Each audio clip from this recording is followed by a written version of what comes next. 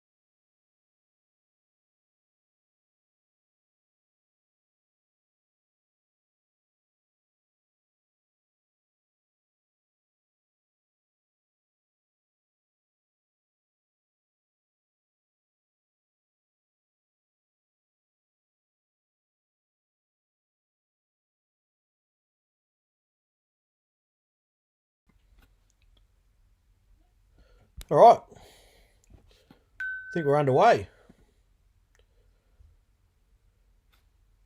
G'day, everyone. Thanks for joining in tonight. I've been actually looking forward to this all week, to tell you the honest truth. King George Whiting, Port Phillip Bay. You all know how much I love catching these fish. It's one of my most sought after species. Geez, my nose looks a bit of colour today in the sun. But I'm going to wait and do a little bit of housekeeping just quickly. We're going to wait for a few stragglers to come in. Basically, we've got, I think, 60 odd people here now. Hopefully get a few more come in and then we'll get underway. Like normal, we will basically start at 7:05. I hope you guys can hear me okay as usual. Give me a thumbs up or a message saying that you can hear me if you can. G'day Joel. Hey Ken, Ian, Brian, Doug, Alice.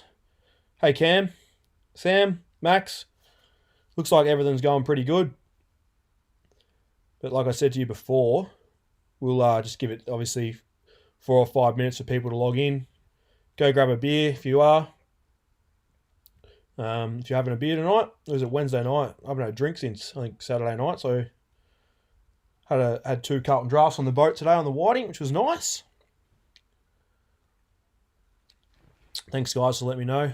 We'll just wait, like I said, 7:05. We'll get underway, and tonight's talk is purely about King George Whiting. I've really worked hard on this PowerPoint. I have forgotten one thing to put in there, and I forgot to take a photo today, which I was meant to, and I deleted my other one out of my PowerPoint, and that was the rig. But I'll find it. I'll find a rig through another PowerPoint for you guys throughout tonight. But it's a pretty simple rig. But everything else is in there. Massive. I've got where tide's going to flow. I've got where tide's going to pull around banks with dirty water. I've got swell with dirty water. I've also got places where tide doesn't work. So all charted up, basically ready to go. And I've got a thing where I've already written common questions too. So, yeah, people that ask the same questions all the time, I've written that in there. So you'll probably get a couple tonight of the same ones as I do. But never be afraid to ask questions as well. So fire away if you can. Thanks, Andrew. Appreciate the feedback, mate. Yeah, it does. We do put a lot of planning into it. From the PowerPoints right through to Craig getting all the behind the scenes. Craig and Kaz getting behind the scenes going. Chris has a rig on the side. I've got rig on the side as well. I don't know if it's in my video. I'll check it out. Anyway, even if I have to play a Salt Guide video of a rig, I'll make it work tonight. That's no dramas. But yeah, we'll give it 2 or 3 minutes and we'll start to get underway. There's over 100 in here now, which is great. So don't be afraid to ask questions tonight. Bloody eyes got salt in it. I've literally got off the water and I've raced home. I didn't even turn my watch on silent, excuse me. I didn't even clean the boat or anything. I bailed on Zano. We're going to head around tomorrow and clean the boat. I'm on the day off tomorrow, so I'll clean the boat tomorrow and the fish. But I've got home. Kari had dinner for me. I didn't even have time to cook dinner. I've just logged in. Gave Craig the password so you guys could get the link. And then we've got underway. Poured myself a quick drink.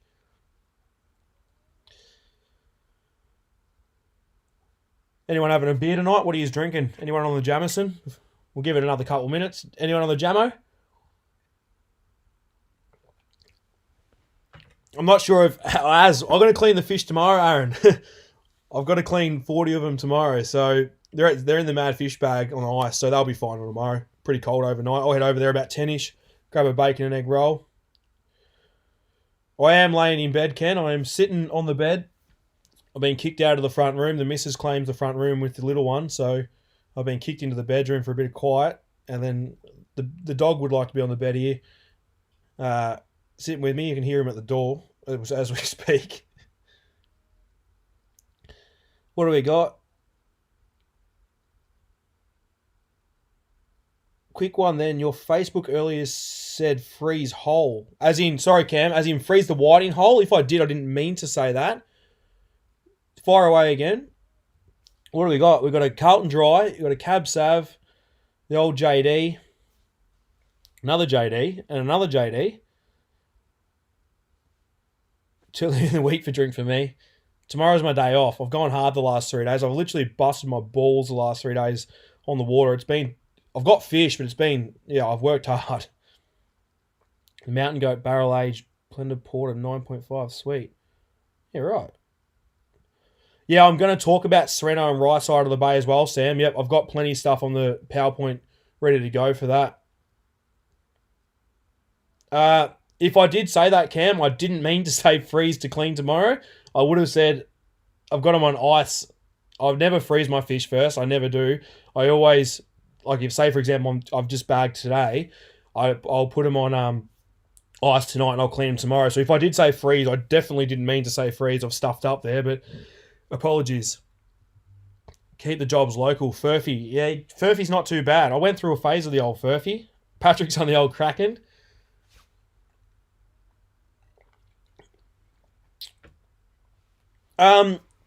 Greg, regarding your Apollo Bay question, yeah, it's just these restrictions, mate. Like, I can't go there. I'm not allowed to, and I can't obviously fish there. I've got a lot of questions on Apollo Bay in Portland for a talk night, so I might actually try and organise one with. The thing is, I've got areas and marks there, and I know how to fish there because I chartered in Portland for a long time, and I also did Apollo Bay for 3 years too. So I know what's going on there. It's just about, hopefully I get enough people to support that as well to make it worth the time to do it. So bear with me. I'll sort on that, Greg. Bear with me there. Yes, going to be talking a lot about Cottage by the Sea, as much as I possibly can around that area. Carlsberg Limited Edition Liverpool. Yeah, on ice slurry. Definitely ice slurry. Yep, definitely.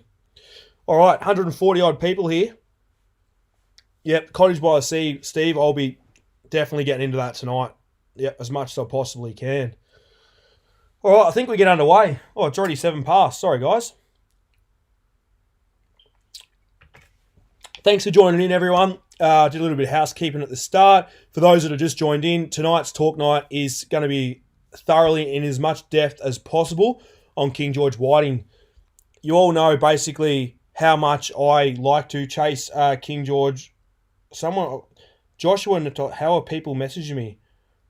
I think you guys need a YouTube account to message me. I think you need a YouTube account. He's probably hearing this. Try and help him out. About to start. Talk. Chat soon. Righto. Let's get serious. Max, no. It'd be a little bit... I'll just go through these questions before I get into it a little bit more. Lockie Cartledge, Clifton Springs. Unfortunately, I am going to mention the swamp tonight. Red, will a lot of your tips correlate to Western Port? If you'd like to go to Western Port, let's listen to Gwaine. Friday night, everything's Western Port. No, don't take Western Port from me. Gwaine is the person that you want to listen to, and on Friday night, he'll be smashing it out. If you're listening, Josh, the guy said you need a YouTube account, so quickly start up a YouTube account. I'm sure it won't take you long.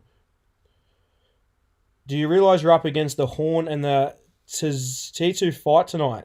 I didn't even know there was a fight tonight. They've probably got a few more viewers than me. Now I'm getting told no YouTube account needed. Anyway, I don't know how to do it, but there's a few people messaging. Let's get this talk underway. Tonight's talk is about King George Whiting. I'm going to go into as much depth as I can. I've really worked hard to get what I've got on the paper or in the PowerPoint presentation to get it across to you guys. It took me hours during the week to get this to how it is. No, I'm not that tech savvy, but I'm not too bad. So bear with me. But the one thing I ask for is please ask questions. There's not too much of a dumb question. I'll tell you if it is. But I'm going to be on the other screen, so I can't see exactly what you guys are going to be messaging me. I'm going to be on the other screen. When I sort of cover a topic, I'm then going to come back to you guys, and then I'll answer the questions, then I'll hit another topic. I want to be done probably around, I reckon I've got a lot to talk about tonight, so I reckon between 8:30 and 9 o'clock, I'll have a beer with you guys at the end if you want, and we'll ask some questions and chill out for 10 or 15 minutes while we end the night. And like I said, enjoy the night. I really hope I can help you guys out. And this is the one species that I feel that I have an edge on over a lot of people. So I'm hoping that with this, I can give you that edge and you guys can go out and turn those 10s into 20s, 30s, and 40s and get yourselves a nice bag of fish because they're bloody good to eat. All right. Just quickly, no YouTube account needed. It's just sign into your Google account, Josh. Brent Marshall, correct. Righto. Hope that helps you out. I'm getting this underway. All right, slideshow. Play from the start. Actually, I might just put myself in the corner, which, oh, how good's that? I'm onto it. Small face, that one off, and then that one on. I'm all over it tonight. Play from the current slide. All right, you all know what Salt Guide is. You're here. You've come from far or short, wherever you've come from. Thank you guys for joining into Salt Guide. We much appreciate everyone joining and helping us with our business, but hopefully you guys are getting the more benefit out of it than what we are, because we're bust our balls to get what you guys get at home. I wish that I had of 10 years ago got what we are able to give you guys regarding Salt Guide. So hopefully what you can see on the screen right there is a bag whiting, and I want you guys to hopefully get that extremely soon. Tonight's talk, basically where I'm going to start talking about. Now, you can see a map in front of you. Starting with this here is the St. Leonard's Boat Ramp. So we're going to be talking, I'm just going to give you an example of where we're going to talk tonight, just to go through it quickly. You've got your number 7 marker here, which is basically known as Burke Street, all through this area. Number 5, number 3, right down to Swan Bay, which is down there where I just showed you, but down to Swan Bay, which is down that way. But you've also got the top of your channels out here, the top of the Loyola Channel and the edge of the Simmons, which is all this area, all through here as well, which is a fantastic whiting grounds, but a lot of people don't head out there. Next page. So starting from that marker that I showed you before I said Swan Bay, that's that number 3 marker pushing down to number 1. So we're going to be talking all around here. You've also got number 8, which is also great fishing all through these banks here. Into the Swan Bay area. Like I said, you've got the bottom of the channels still through here. And then we've also got the bottom of Swan Bay, as I call it, the south side, the sub, wherever you want to call it, through here. Next section we're going to talk about is the grass beds at Queenscliff, which is all through here. Then you've got the Pilot Pier, which is known through here.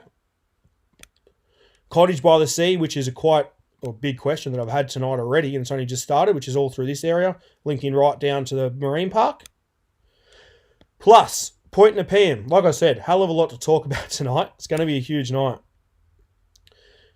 Then moving across from Portsea, you can see Portsea here, right down into all these areas. Then you've also got the Pinace Channel, which runs through here as well. And of course, I haven't forgot the swamp. The swamp, however you want to write it. You all know how much I don't like this joint, but I will talk tonight a bit about Clifton Springs, which is the main ramp that people tend to use, through to your Point Wilson. But it's not going to be so much about Point Wilson Bank as such. I'm going to talk a little bit just to how you fish that area, which I will come back to this picture because I don't enjoy fishing this area, but I will talk about it because some people do like fishing it, and we're going to come back to it a little bit. All right, I'm going to go back to the chat so I can make sure everything's working fine. Otherwise, I've wasted my time there.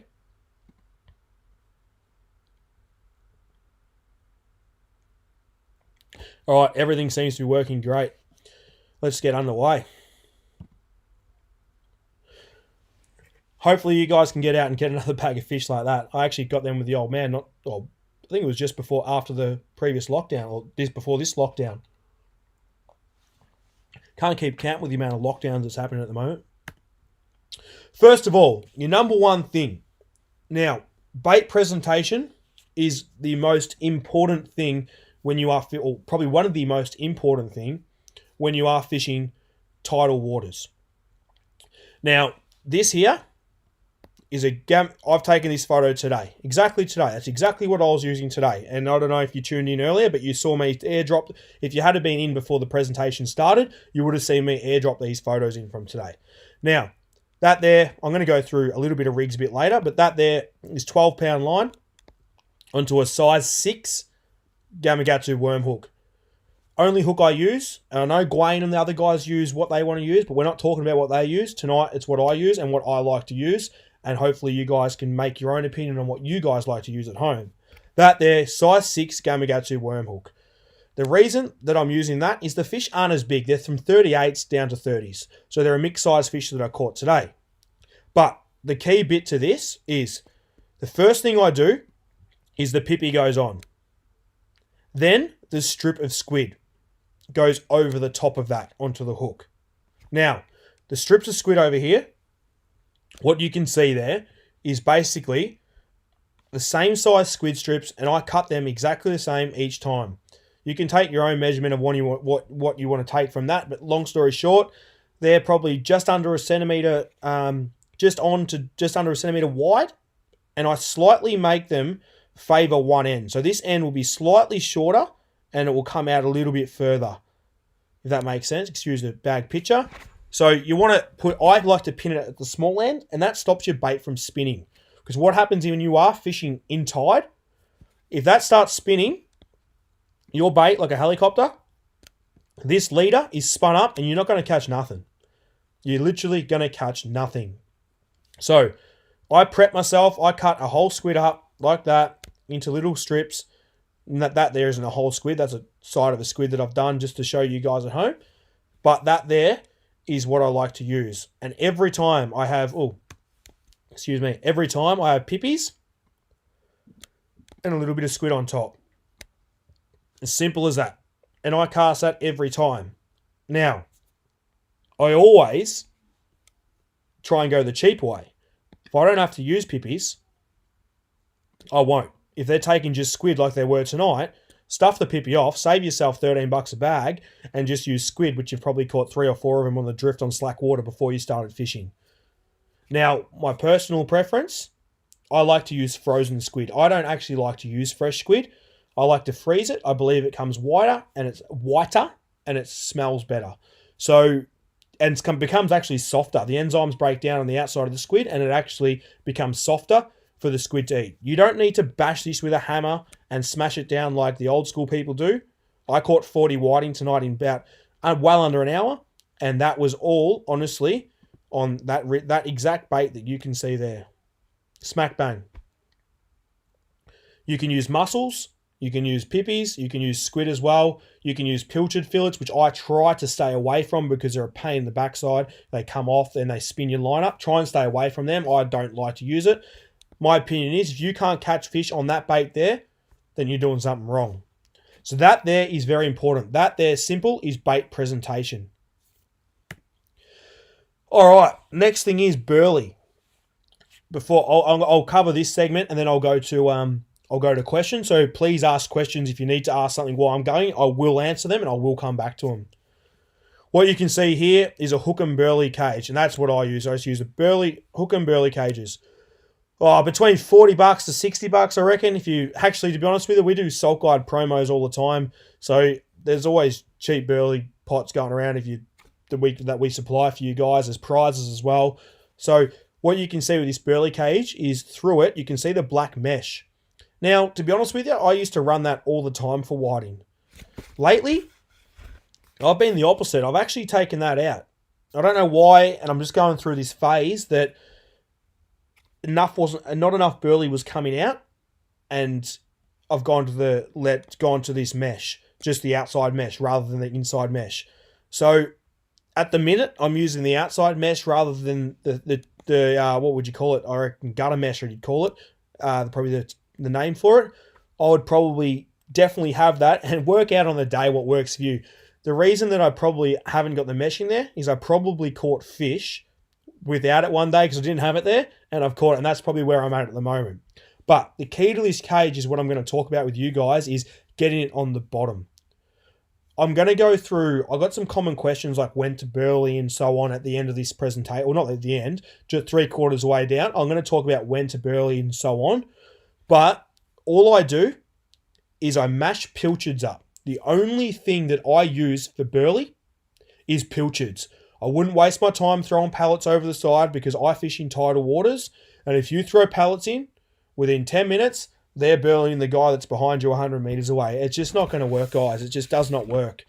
All I want you guys to use at home and how I do it is just pillies. They work a treat.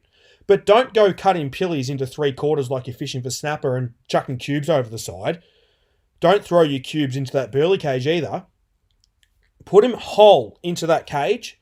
Get your bat that you whack your gummies on the head with, or whatever, your school tuna, whatever you use, or even an end of a single rod holder. Smash the burley up constantly till it looks like a fine mesh, and then until it turns into a fine mist, I should say, that's going to come out as a fine mist. That's how you're going to burley. I'm going to talk about times to burley, when to burley a little bit later, but all I want you guys to use is pillies, a lead cage, and what I mean by lead cage is that bottom section's lead caged, and what you can see to the right-hand side here is dive weights, and that's all I use. I use dive weights. If I'm fishing Cottage by the Sea, I'll run a 2.5 kilo. I might run 2 of those if I have to, or 2 1.5s. Whatever it takes to keep it on the bottom, I'll add to the bottom. And the reason I like dive weights rather than adding sinkers is because I cable tie the dive weights to the bottom. So off the sides, around each side to the bottom. And I have them on all the time. So I know what weight I have. I've got 2 of these on at the moment on my cage, and they're cable tied to the bottom. I use it at St. Leonard's when there's no tide, or smaller tides, but I also use it at Cottage by the Sea where I'm going to hold bottom. And the reason I put it to the bottom rather than throwing them in here is they don't get caught up and block all your pillies in, squash all your pillies up where you're not getting that mist coming out. I'd rather the pillies sitting in here freely and the lead weights down the bottom down here. So that is extremely important, the burley, when it comes to whiting. And I'm going to talk about how to burley, when to burley shortly. Now, this is another extremely important thing. Probably the most unused object in fishing that people just don't use them. And I don't know why in the hell they don't use them. Sea anchor, drogue, shoot, whatever you want to call it. You can get them from $20 right through to $100. You can get them right through to this size, just this size here. But I use it every single day that I fish for whiting. I don't care if it's glassed calm conditions. I use that every single time I fish for whiting. The reason for it is it stops you from swinging as much. It's like having an anchor at the back of your boat. Obviously not as effective as such, but when you're in tide, you sit quite well. But I want to take out as much swing as I possibly can. I don't want to be swinging. I don't want to be surging with swell when I'm fishing Cottage by the Sea. I want to have this out at the back of the boat, and I want to be holding myself as tight as I can with that tide, with a big shoot as much as I possibly can. So a sea anchor is extremely important. I use it, like I said to you, all the time. I'm just going to check and make sure everything's working fine, because I'm going to... Okay, everything's working good. I'll head back. I will answer your questions shortly. Hold on 2 secs. So, all right. So what I'm trying to say is get yourself a sea anchor if you don't have one, because that will catch you 10 times more fish. Not only will it hold you in a position longer, it'll also turn you faster when the tide starts running. So say, for example, you've got a westerly wind, you're fishing St. Leonard's, and you've got a flood tide about to start. So that's basically crosswind. It's hitting the side of your boat as such. What you're going to do is you're going to throw that out at the start of the tide or just before the tide starts. That'll pull you around to your spot 20 or 30 minutes quicker than what it will without it. So a sea anchor, extremely important for you guys at home to get. Go spend the money on it. It'll catch you more fish. That's worth more money than a block of pillies than burley, to tell you the honest truth at times, especially down at Cottage by the Sea. So it's well worth getting a sea anchor. And that there's what's going to catch you. These are some beautiful fish I got not too long ago, just before the masts come into play. Got them with Cameron White in his Eden Craft. Beautiful fish. You can look at the size now. I don't think there was a fish under 40, and there was a couple over 50 there. Beautiful. Matt, they're as big as you get them down here, to be honest with you, as consistent wise. And I'm not joking you. That took us under 50 minutes. I think it was like 35 minutes to bag out on them at Cottage by the Sea. Beautiful fish. These are also some nice fish from Cottage by the Sea as well. So hopefully you guys can get some of them. All right. Rods and reels. Now, you might think I'm getting through this quite quick, but I'm not. Trust me, I've got a hell of a lot. I'm trying to get the basic stuff off the top, and then I'm going to nail you guys with some serious crap. So make sure you got your notepads out. I've got so much stuff in this PowerPoint regarding where to fish and stuff coming up in not too long. So please don't go anywhere if you are wanting to learn some whiting stuff. You got your simple rods here. You got your Atomic Arrows. Fantastic rods. Great rods. Around that $120 to $140, I reckon. Size 2 to 6, 3 to 8, whatever you want to do. If you're fishing a bit more, you can go a little bit more. Go and feel the rod on the day at your tackle store. And if you pop a 2,500 Stradic on it, it's going to feel great. I promise you that. I've got them myself. That's how I know they're going to feel good, because they work. Atomic Arrows. They're a good basic rod. For whiting, personally, you don't need to spend the money. So I'm actually running the Samurai Reaction, which is a very expensive rod. I'm talking $700. So don't go buy one of them unless you really want to. You don't need them. They're a great rod. They're amazing feeling. They do have a better feel, but I can guarantee you they're not going to catch you any more fish than what they will. I catch the same fish with what rod I use. I'm actually really enjoying the Arrows. I can't fault them in the slightest. They're a fantastic rod. But this price here, little bit too much price involved in those for the average punter, I would say. So just to help you guys out and save you $1. 2,500 Stradic is going to be perfect for you guys at home, matched with between 8-pound braid, write it down, 8-pound braid, right through to 15-pound braid. If you want to know exactly what's on my reels, I'm running 10 or 12-pound braid on. I've got about 4 different reels going. So I think 10 or 12 pound on both of them. So you'll be fine with those. I'm going to head to the questions. I'm going to have a drink. The reward, that's a great day. Robbie and I jumped on the whiting. No, we didn't. Other way around. We went straight offshore. We got 4 beautiful school bluefin tuna when they were out the front.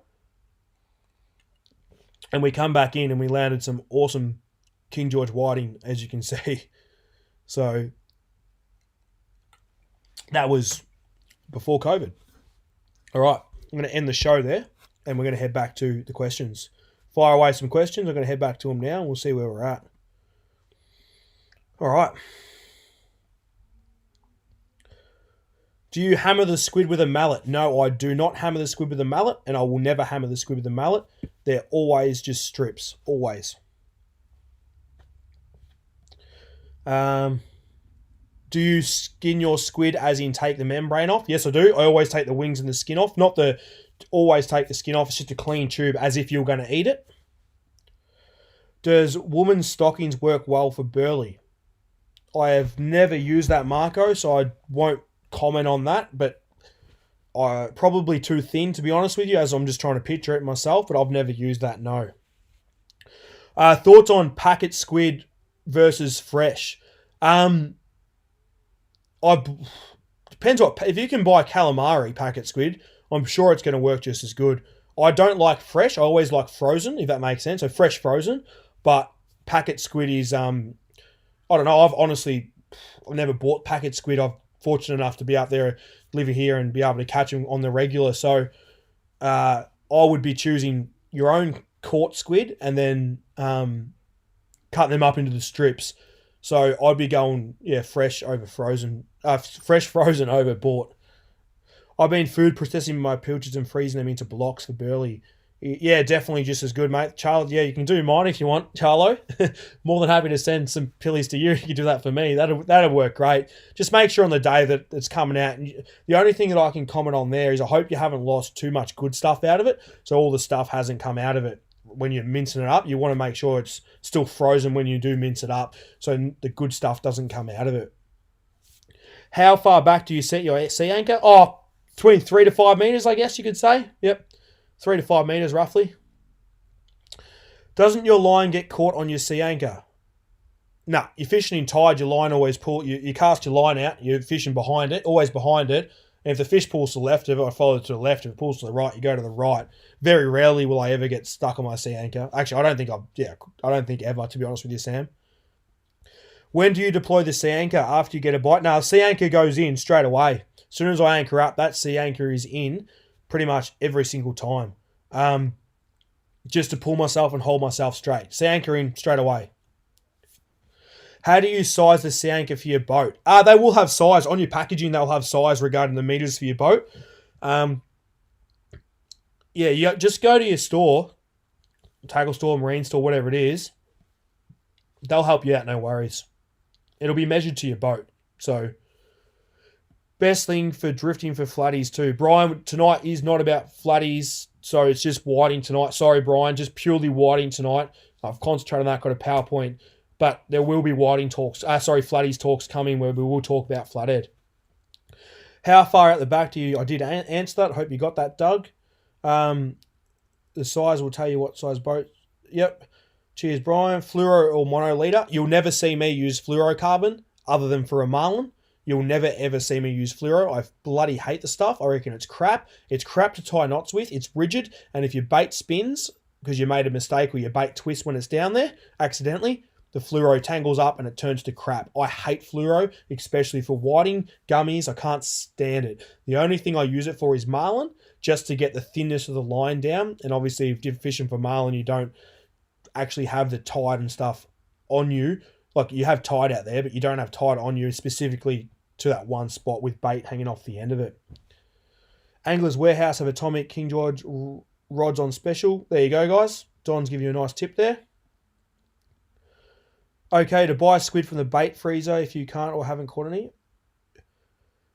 Buy squid. It's definitely fine to buy squid. Just make sure it's not that purple. It's not purple. Anything purple's crap, to be honest with you. So it means it's off. So don't buy purple squid. I'm guessing you don't anchor for whiting. Phil, I anchor 110% of the time for whiting. It's the only way to catch them and the only way to hold on yourself on a school. The sea anchor is to hold you in position while you're on anchor to swing you around. It's not to slow a drift down or anything like that. I always anchor for whiting. You anchor, you put your sea anchor out and it pulls you around and holds you in place. Men's pilchards such as the Gotcha Burley one's okay, or do you prefer? I'm not familiar with the Gotcha Burley pure pilchards. I don't chop up pilchards either. Like I said, I just throw the whole things in the pot and I smash the crap out of them with the mincer. Just constantly smashing them until there's a nice mince comes out. But I'm sure if they're burley pillies, that means that they're just not the standard of bait pillies. So, yeah, I'm sure they'll work fine as well. Do you think there is such thing as too much tide? What's the max sinker you'll use in Port Phillip Bay? There's never such thing as too much tide. If I had too much tide every day of the week, I'd be bloody stoked. I love tide. It's my favourite thing to fish. But it's about positioning your tide. So I'm going to talk about tides shortly. Let me talk about tides shortly. Give me 10 or 15, 20 minutes to when I get to it. I'll talk about that. I'll answer that question with what I've got to say. Can you please re-explain how you favour one side of the squid strip? You mentioned earlier, don't quite understand. Yeah, Jordan. So basically, you can probably see me in the camera. Say you got a squid strip, say that big. Put the hook through the top one end of the squid so it doesn't spin. Don't hook it through 10 times. It goes through once. I'll go back to the photo for you once these questions stop coming in. What length rod? It's up to anything around that 7 foot mark. 7.5 will be fine. There's no, like, I don't complicate fishing, Max. I really, really don't. Like, you could give me a bloody ugly stick 5 foot and I'd still be happy with it. Like, honest to God, don't get into technical, like, the only technical side you need to learn is your elements with your weather and your patterns, as in tides and so on, not your gear. 10 to 15 pound leader, size 6 or 4 worm hook, bit of pilly, a billy for burley, squid strip, and a pippy on top, a pippy and a squid strip on top, and you'll catch fish, no worries. What size sinker, guys, do you use in Port Phillip Bay? That can vary from 0.5 of an ounce right through to 5 or 6 ounces, up to 8 at times, depending on the tide strength. The question is, as long as you're holding bottom. Are you holding bottom? Yes. Then that's what you want to do. Purple Bay cuttlefish. Sorry, D. Lovix. I don't know what Purple Bay cuttlefish is. No experience using that for bait here. Okay, use sea anchor to straighten the boat. Gotcha. Yes, Phil, always straighten the boat. Do coloured beads help on the leader? David, I'm going to ask you a question back. Have you ever caught a whiting with a coloured bead in it? Once you answer me back, I'm going to then answer the question because I got something else for it too. Do you use chicken pellets as well? No, I do not use chicken pellets. Nope. Would you use a sea anchor for snapper fishing as well? No, probably not, because you don't have enough tide to pull that sea shoot out to swing you around. If it is going to work, then definitely use it. Sea anchor to straighten out the back of the boat. Yep, exactly right, Mandy and Stuart. Yep. Stu. Yep, definitely straightens you out. I understand you say we need dirty water, but how do you see weed beds to anchor off the back of them when you can't Well, that's because you've fished there numerous times, and you've on squid, for example, and you've already marked the holes that you want to fish. But you can also use your Garmin unit, which will all, or your whatever unit you guys use. Sorry, I meant to say that just because I use it. Whatever unit you guys use to sound with, you use that to find your holes. And I guarantee you, a sand hole will always be 1.5 meters deeper than what. Or when I say 1.5 meters, I'm giving you an average of what then the weed is. So it might be 4 meters into 5.5, 6, back up to 4, and that's how you sound up your holes. Who asked me that question about the beads, David? No. So people will say put a red bead on your hook to catch more whiting. Anything over 3 to 5 meters, the first color to disappear, and this comes back to our squid talks and the fluffy stuff you put to catch snapper. Red disappears. The first color to disappear underwater. You got me? It's the first color. So why would you put a red bead on if you're fishing in 5.5 meters of water for whiting? It's got no color. Nothing. Not only that, whiting don't eat beads. Now, I bagged on whiting this afternoon 40 fish. I bagged yesterday 20 fish by myself. I didn't put a red bead on. And I guarantee if the bloke next to me today had a red bead on, he would not have caught any more fish than me.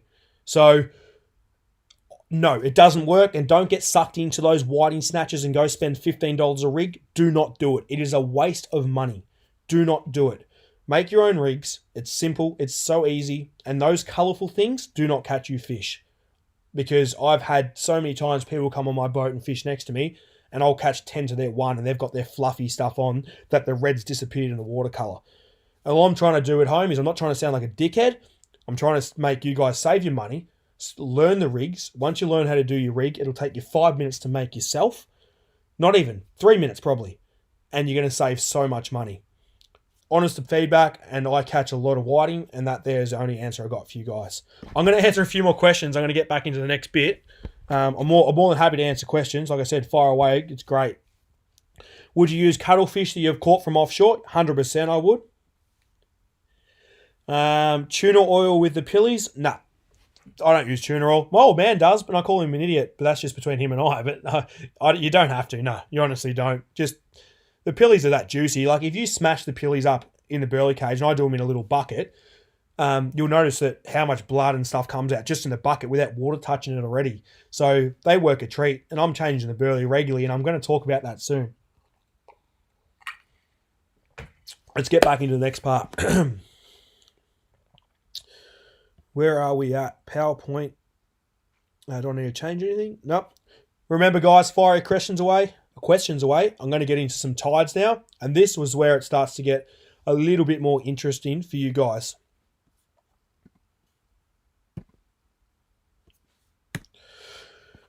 Righto. Tides. Now, if you're fishing South Port Phillip Bay,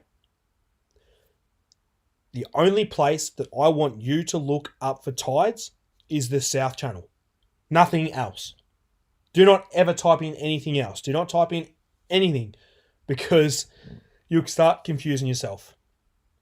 Now, what I've got in front of you is your tides and your moons. Excuse me.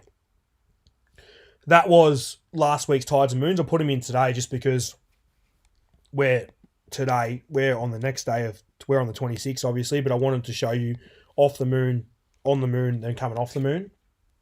Easiest way to show you guys. Now, basically, I'm going to teach you guys how tide works as in strengths as we approach moons, and then I'm going to talk to you about areas and how they flow. So, South Channel Pyrolite is the only thing I want you to use. Today, it was 150 the start of the incoming tide today. I guarantee you that started pretty much 10 minutes after 150. The bigger the tide, the faster the tide, the quicker it starts. The slower the tides, the longer it takes to start flowing for you guys to notice it. Pretty simple. Now, Wednesday the 12th of August. Seems like a lifetime ago, but it wasn't. Now, this here is half moon. This here is new moon. We just had it gone. Wednesday, half a week or a week ago. Yeah, smack bang week ago. When I did my gummy talk. All right. Now, what happens on the lead up to this new moon? We're going to follow this ebb tide or this flood tide, whatever you want to follow. You follow the two of them. As we approach the moon, we've got a reasonable outgoing tide, not great. It goes from 3.95 to 3.57 to 3.14 to 2.66 to 2.23. So as we approach that moon, look how crap the tidal flow is. There is no tidal flow. Look at the incoming. 3.5, 3.2, 2.78, 2.23, 1.67, 1.44. So I don't like fishing this part of the tides. I do not like this stuff because there's no tide, no flow, no go. So what I would be doing if I had these tides, I'd be picking the fastest tides. So obviously trying to get that ebb tide there. Now as you get into Sunday, the tides will start to turn around a little bit. It starts here, starts at 5:16 a.m. That flood tide's 3.6. They're starting to get better again. So they're on the start. They're not great, but I'd be fishing like that from sunrise basically to when it finishes at 1:22. So I like to fish the fastest tides I can possibly find. Now, we hit the new moon on Wednesday, just gone, last week, linking up to today. Have a look at what happens when the tides venture away from the moon. 3.94, 4.17, 4.32, 4.36, and it should stay steady around that. And they'll stay steady around that. The flood tide, a 4-knot flood tide, is a brilliant flood tide. Now the ebb tide, 5.31, as we're off the moons. I'm just going to count it down. You got 4.6, 4.9, 5.31, 5.56, 5.61. So the tides increase on the back of the moon. So what I'm trying to say to you is pick those nicer tides. Now, once they get up to, like, you look at here, 6.5 knots, 6.10 knots. Like, there's no such thing as a strong tide, but there's areas you're going to fish. And I'm going to teach you that, guys, through the maps very shortly. I hope that makes sense. We're using the South Channel Pilot. At the bottom of the footer in all of my stuff, you've got, on the Salt Guide website, you can see exactly the sites I use. South Channel Pilot on Willy Weather will pretty much give you exactly what you guys want to see. If you want to find out what this is, I've got it on the website, bom.gov.au. It's called the RIP Tidal Strengths, and that there is exactly what you guys need at home to see what you want to see, the tides that you guys want to be fishing. As we approach a moon, which is here, tides slow up. As we get closer to the moon and on the moon, they pick back up, and we've got beautiful tides like we do today. I hope that makes sense. Any questions, fire away. I'm going to go to the next one. And go fire away, and I'll go to the next one, then I'll answer questions after the next one. Understanding tide. Now, I've got two screenshots here. I've got this one and this one. Now, people have asked about Cottage by the Sea. This is Cottage by the Sea area through here. And I get fish right up to the marine park, right up all through here too. So that's Cottage by the Sea to the marine park there. I'm just going to go back to the website just to make, so I can see, make sure everything's working fine again. Yep, everything's working by the looks of it. Perfect. So, what I'm trying to explain to you guys is understanding how tide works. Now, you've got Cottage by the Sea, which is a fantastic mark here. I get some beautiful fish all through this area. I also get some fantastic fish on the Pilot Pier. Now, you can see these tidal arrows, which are running through here. Now, working out where your tide flows to where it doesn't is going to determine basically when you're going to catch whiting. I will never fish Cottage by the Sea on an ebb tide. What you see here is your ebb tide comes through here. It misses all of this. There's stuff all tidal flow through here. It's heading straight to the rip. It's pumping. You get a little bit of tide wrap around the corner, but you get stuff all. So we're not going to fish this area ever on an outgoing tide. We're only going to fish it on an incoming tide. To show you why, look, your heads comes through here. Your water flow comes in. It fans out all through here and smashes through there. So anywhere in here is going to have tide on an incoming tide. Going back to the last picture, it's got nothing on an ebb tide. But then you've got, now the Pilot Jetty, which is just here. Which is here. Found this on the... Shut up, Siri. You've got the Pilot Pier and so on through here. You're not going to fish this area on an incoming tide because on an incoming tide, it misses all here. It gets stuck by Shortland Bluff, which is your Bell Reef, and it misses and it comes through all through here. The only time we're going to fish Pilot Pier is on an outgoing tide. See the tide? It rushes through here, misses Cottage by the Sea, hence why we only fish here on a flood, but we don't fish this area on a flood. We fish here on an ebb and here on a flood. Pretty simple. And that there's showing the tide coming in, hitting that areas that we want to fish for Cottage by the Sea. And that's why in my reports, whenever I say flood tide or ebb tide mark, it's specific to exactly what I'm talking about. Your flood and your ebb tide. So don't go here and go, oh, he said ebb tide anyway. He said don't fish here. He said only fish the flood tide. Oh, it's ebbing. We'll give it a go. Don't give it a go. It's not worth wasting your time. I've done all the hard work for you guys. Hence what Salt Guide is. How do you guys reckon I'm going to go if I ask the missus to get me a drink? Hey, Kari! Any chance of a drink? I think I'm on. I'm on? Looking good? Yeah, I'm on. Can you make me a drink, please? Yeah, you can come in here for a minute. Come here, buddy. Hello. You can say good day to everyone. Come here, matey. Little Finn. What's happening, mate? All right, so you got the flood tide. I'm going to learn about the tides, mate. You can tell them. Next one. Where are we fishing? We're over at Point Nepean, aren't we, buddy? So this here is Point Nepean. And it's going to be the same story to what you guys fish on the other side, but different. Now, you can see the arrows. I'm explaining it through to you guys in depth here. Like I'm literally, as much as I possibly can. This area through here is an ebb tide mark. You only fish this on an outgoing... Don't look at me like that. Hey? You only fish this on the ebb tide. Point Nepean area. Not on the flood tide. Reason being, once again, it's in front of you guys. Your flood tide comes through here. Ooh. Your flood tide pulls through here and misses Point Nepean. So you're getting no tide in here. Whiting like tide. If there's no tide, the water over here is always clear. It always is.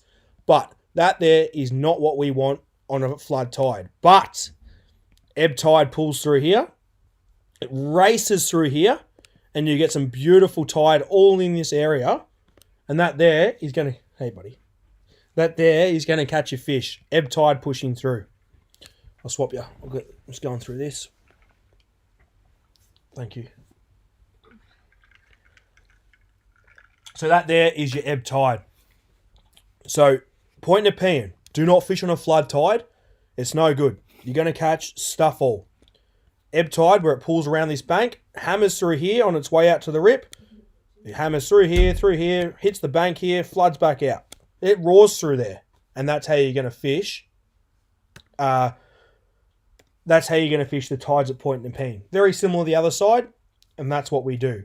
Now, I'm going to answer questions far away before I get into the next bit, and then I'm going to go back to the maps, and I'm going to talk a little bit about the areas, some like, for example, Sorrento side. Fire away your questions now, what I've explained to you. But I'm going to be talking about Clifton Springs, Sorrento, and Rye just briefly. Not too much in depth, but because the same methods apply there, but enough to give you guys some info. Fire away, guys. There's probably some there already. I'm just heading back to it now.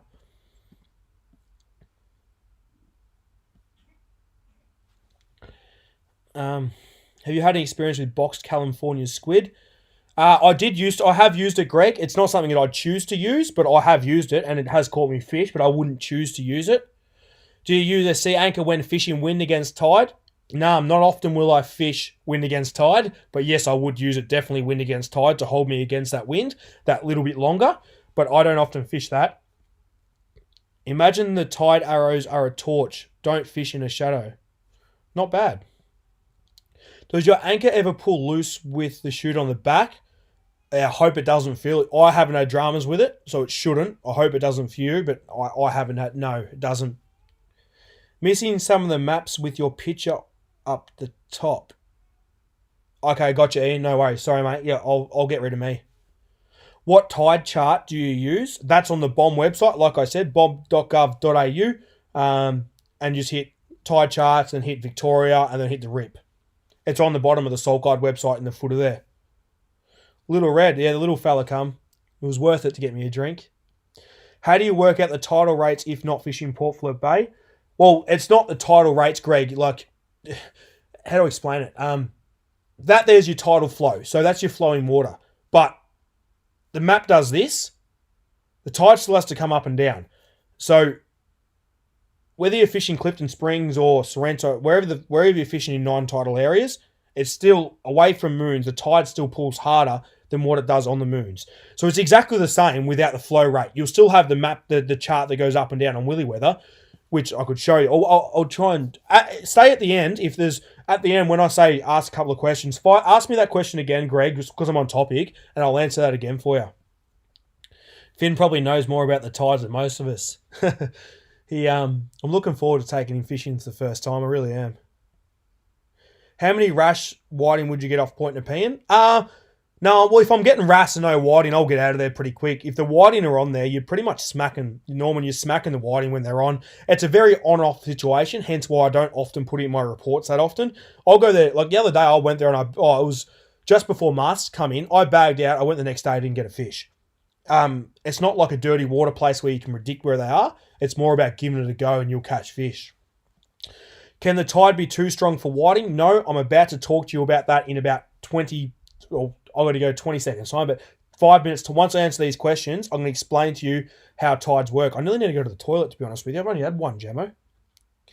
How are you catching whiting if the water is always clear at Point Nepean? It comes down to your tidal flow, Cass. It's all to do with your tidal flow. So when the tide's slack and there's no tide there, the water's crystal clear.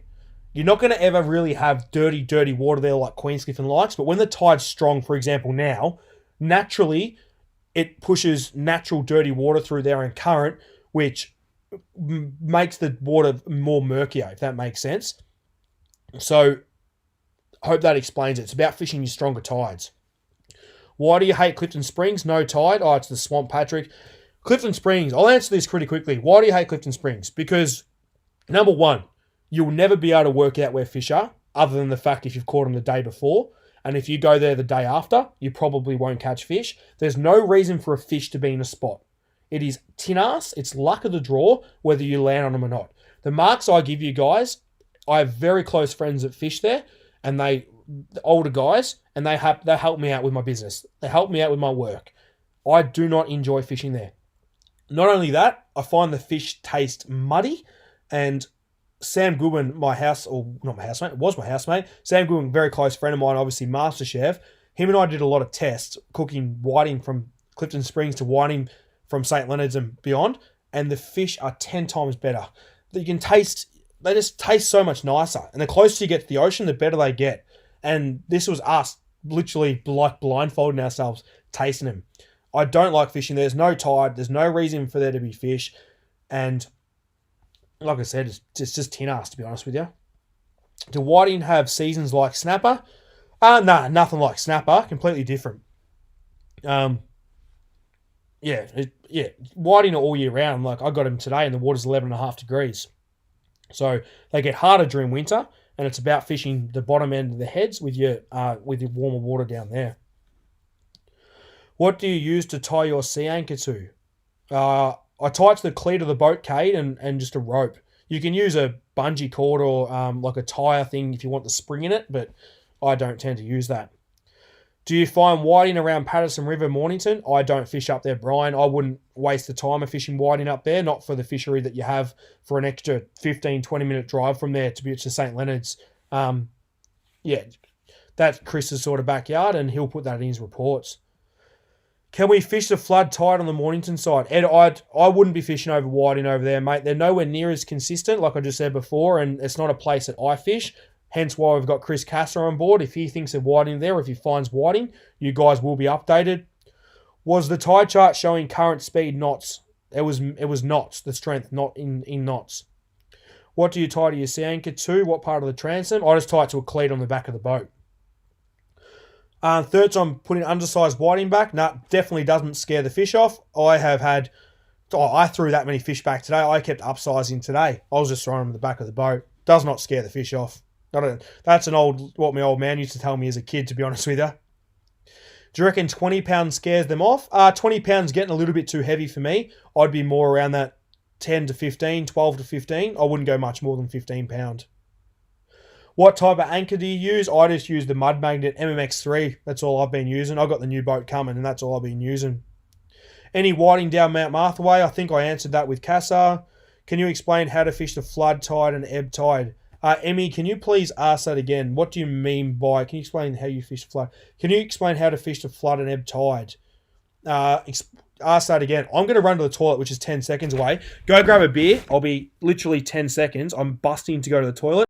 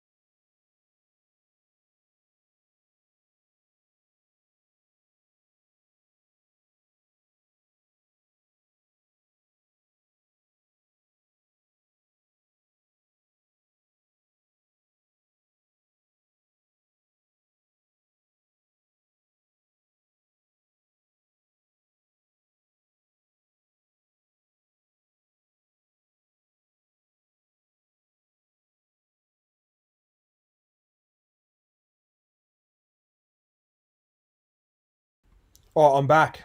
Sorry, guys. I'm back. When you say to fish the ebb tide, what part of the tide do you fish? Is it from the high tide out or from the high? Is it from the high tide out or the out to the high?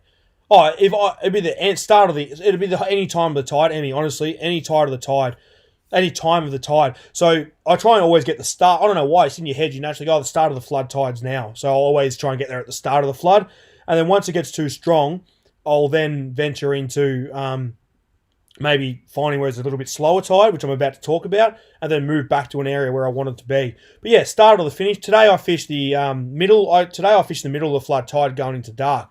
I used the sunrise today to my advantage. The fish were going on sunset. Trust me, I was up at sunrise, but not out there. So I like to fish the sun. The sun going down was how I caught the fish today. It wasn't actually the tide as such. It was a beautiful, strong tide that I had, but the fish went once the sun started to go down.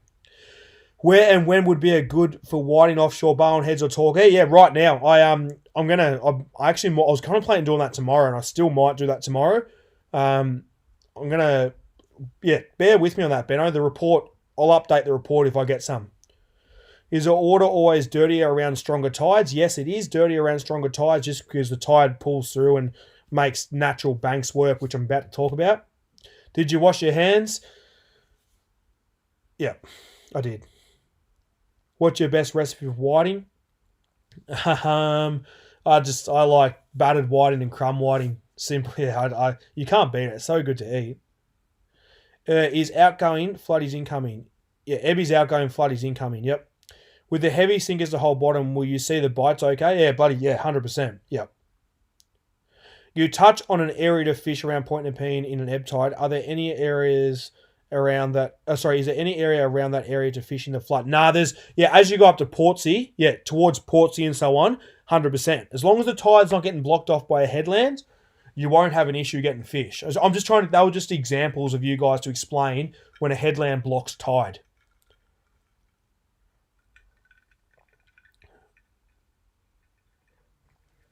Emmy, yes, I did. I did answer your question. All I was said basically was you can fish any time of the tide. I like to be there at the start or from the middle to the end. So from the start to the middle or middle to the end. If I haven't got my bag by then, I'm starting to get shitty. Do you recommend bridling when fishing for whiting? Tay bells? I don't. I use that sea chute to pull me around. But like I said, I don't fish non-tidal areas. So if I'm fishing tidal areas, I don't need that chute. I much rather use the natural pull of the... if I'm fishing tidal areas, I use the chute to pull me around. If I'm not fishing tidal waters, very rare. Clifton Springs, bridling is definitely well worth using, 100%. Have you ever caught whiting over off Raf's Beach? Yeah, just behind Raf Zeph, 100%. That's where I'm thinking about going. Well, I was meant to be going tomorrow. I got a mate that's still keen, but I got a few things to catch up with work because I've been on the water the last few days. All right, I'm going to go to the next part. Fire away your questions. I will do my best to answer every one.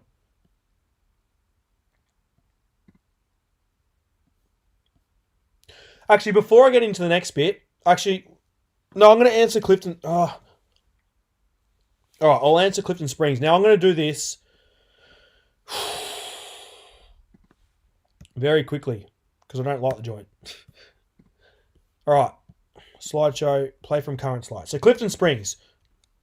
Now, when I say Clifton Springs, I'm talking about Wedge Spit. I'm talking about Point Richards. I'm talking about all through here. Now, you launch your boat at Clifton Springs. You come out to where I sent you this week. I sent you guys between here this week. They've been getting some fish there. Now, completely different in a way. There's no tide. So when I say change your depths or move around for fish, there's no reason for a fish to be in a spot other than the fact that they're there. There's no freaking reason. So you anchor here. You don't get them. Move to here. See if you get them. Move to here. Small moves and you'll probably find them. You really will. There's no specific reason. This is why I personally don't enjoy fishing here. I know punters do, but I don't really enjoy fishing here. Actually, I don't at all. I still use the burley cage, but what I do, now listen here, a couple of things that I do different here, is I don't have the burley cage a foot off the bottom. I have it halfway up, so the burley spreads out further. Rather than a tight stream of burley pulling in tide like we have, I like to burley in one spot and have it up off the bottom. So same in 5 meters, I'll drop it down, say 3, and it will spread out further rather than just sitting on the bottom. Another thing is I don't have my leader as long, which I'll talk about. Your leader is only probably 600 long, not up to a meter. So even 500 at times, half a meter. So that's what I'd be using around here. Same methods, pippy, squid, nothing different. Just constant moving. And that's the only way I can explain this area. I don't care how many times you fished here. I fished here my whole life. I used to fish here with Dad all the time. He used to love it. I've never enjoyed it. Even as a kid, I used to say, Dad, can we go to Queenscliff? Can we go to... Because you were learning the tides and so on. Where Dad loved Queenscliff and stuff, but he also knew when there was a patch of fish, say in this area here, he'd go get them. But I didn't actually enjoy catching them. They don't fight as hard. Like I said, not as good eating. So I like the tidal waters. And I'm only giving the example of this area now just purely because that's where the fish are this week. And I put it in my report. Some beautiful fish. I had a mate got 20 there today. Mixed size fish. Threw a few back, but you got some beautiful fish. Now, once again, you need to fish your tide still. So say, for example, the tide's at 11 a.m. I'd be getting there at 11 a.m. and I'd be fishing 11, and once the tide starts to work. It'll always favour one way or the other. So if it's coming in, it'll favour that way. If it's going out, it'll favour that way. So it'll always favour one way, and I would definitely be bridling. So that there is basically Clifton Springs in a nutshell. I can't, it's not a place that I really enjoy fishing, and if you guys do, that's fantastic. I'd enjoy it, but just a couple little tips. I'm going to go talk a little bit just about this area quickly before I get into the next one.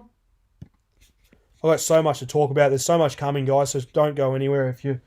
If the kids need to go to bed, tell them to get a Coke. I'll let them, and stay up and listen. So this is obviously your Portsea side of it. Yep, your Rye. So Pinnis Channel, awesome fishing. Bit harder during winter, not as consistent. Spring comes along in summer, awesome fishing. The only dramas you're going to have through this area is boat traffic, which can hurt you guys. But fantastic whiting fishing through especially this bit here is really, really good for whiting. Now down to here, Sorrento. Along the moorings, all through Sorrento, fantastic whiting fishing. And once again, this area through... Oh, shit. Go back. This area... all through here is quite clear water. It's not like the other side of the bay.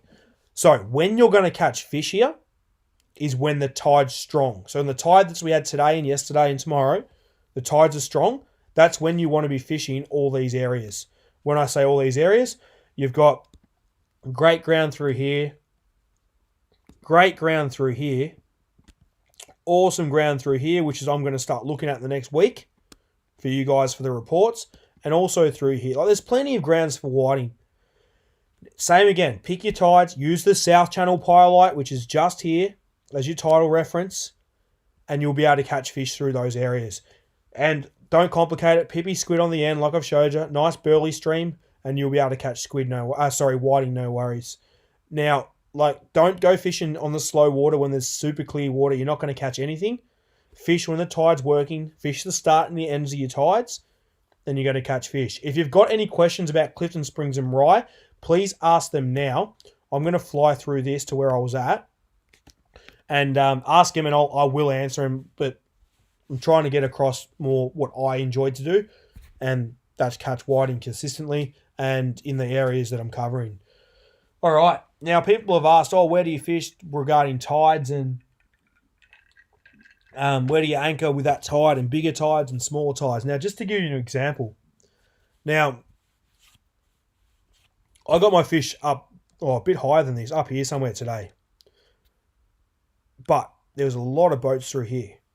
And they are getting fish. Not as consistent as I was, but they were getting fish. It was in my report today. I posted my report today. After yesterday and the day before, I posted my report. It's in there. Where exactly where I fished. But this is just an example for you guys. I've got another one here as well, and another one here.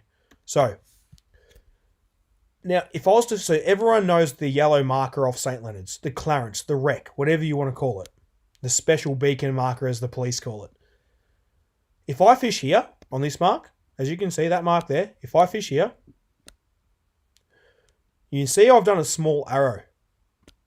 So say you get there on the middle of the tide, I'd be aiming somewhere up on this bank somewhere. I'm just giving you an example, guys, so listen to what I'm trying to say. I'd be anchoring up on the bank. Now, as the tide starts to slow, now this comes back to Queenscliff and so on, which I will show you shortly in a second. Once it starts to slow and the fish stop biting, I'll then move closer to a channel. You got your Coles channel here. It's nearly 9 meters through here at times on those big tides. The tide will pull stronger through this mark here than it will there for an extra hour and probably an hour and 20. So if you nearly run out of tide here, move in a bit to a drop-off. See what I'm saying? So that there is a channel. There's great weed all through there. The tide pulls 10 times harder through there. So it's about finding your tides. Now, the easiest way to explain this, if I'm fishing really, really big tides like I am now, I would anchor up here on the start of the tide and let the tide run, and I'd fish through here.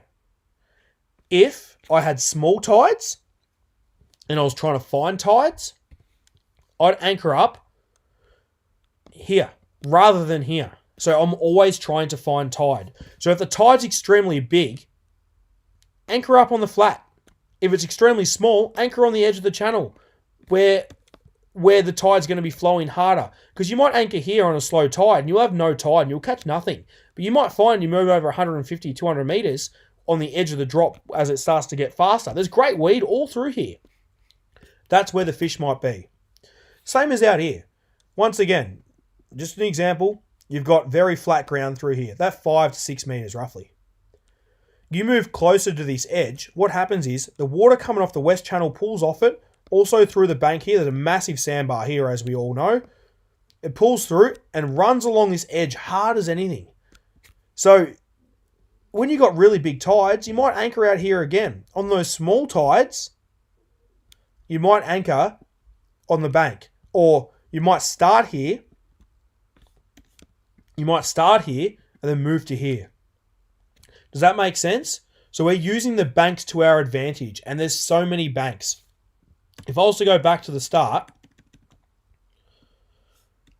look how many banks there are out wide. I know if I anchor here for a fact, right here, the tide's slow. If I anchor here in this tight, narrow spot, the tide is double the strength through here than what it is there. Double the strength, I'm telling you. Just because it runs off that bank, then it comes to an open area and funnels out. So use these banks, all these banks, to your advantage. They will catch you 10 times more fish. And using them with the size of the tides.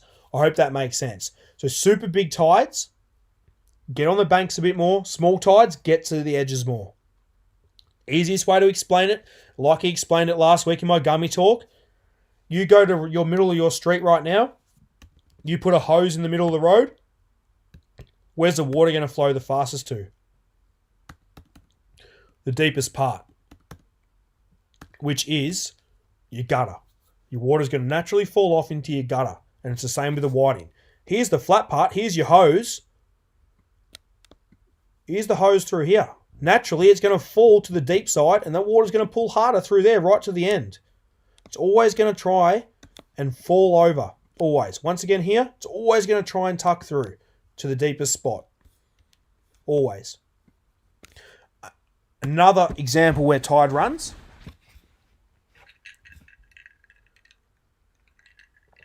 is outside of Queenscliff. Now, this is just another example, once again. These are all examples for you guys to put in your mind so you can work it out yourselves, as with all the help that we give you guys on Salt Guide with the talks and also the marks. I give it to you each week, I really do. So, you come out of Queenscliff, you do what I do, you grab fish and chips on the way out. Now, if you're fishing the trevally in here, or in the bait like you see in my videos, or up the other hole up here, up this way, in here, slack water is about an hour and 45, 2 hours, roughly an hour and a half to 2 hours. We'll say that. Roughly, it's slack water in here before anywhere else in the bay, other than this part. It starts nearly 2 hours before anywhere else. An hour and a half to 2 hours. This here starts to go out early. So what happens is, it comes out and pulls around here, and this is exactly where you can get an advantage for where your tide starts early. I've got a beautiful mark that I fish here, right near the ferry.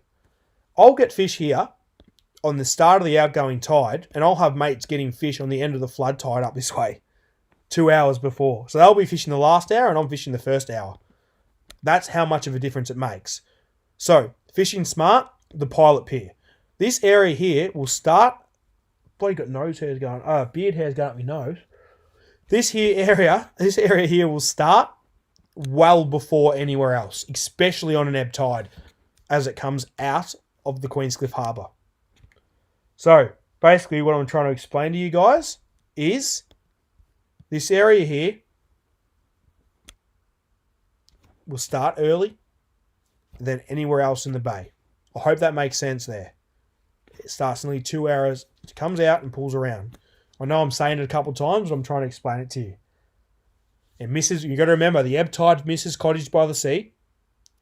It misses Cottage by the Sea.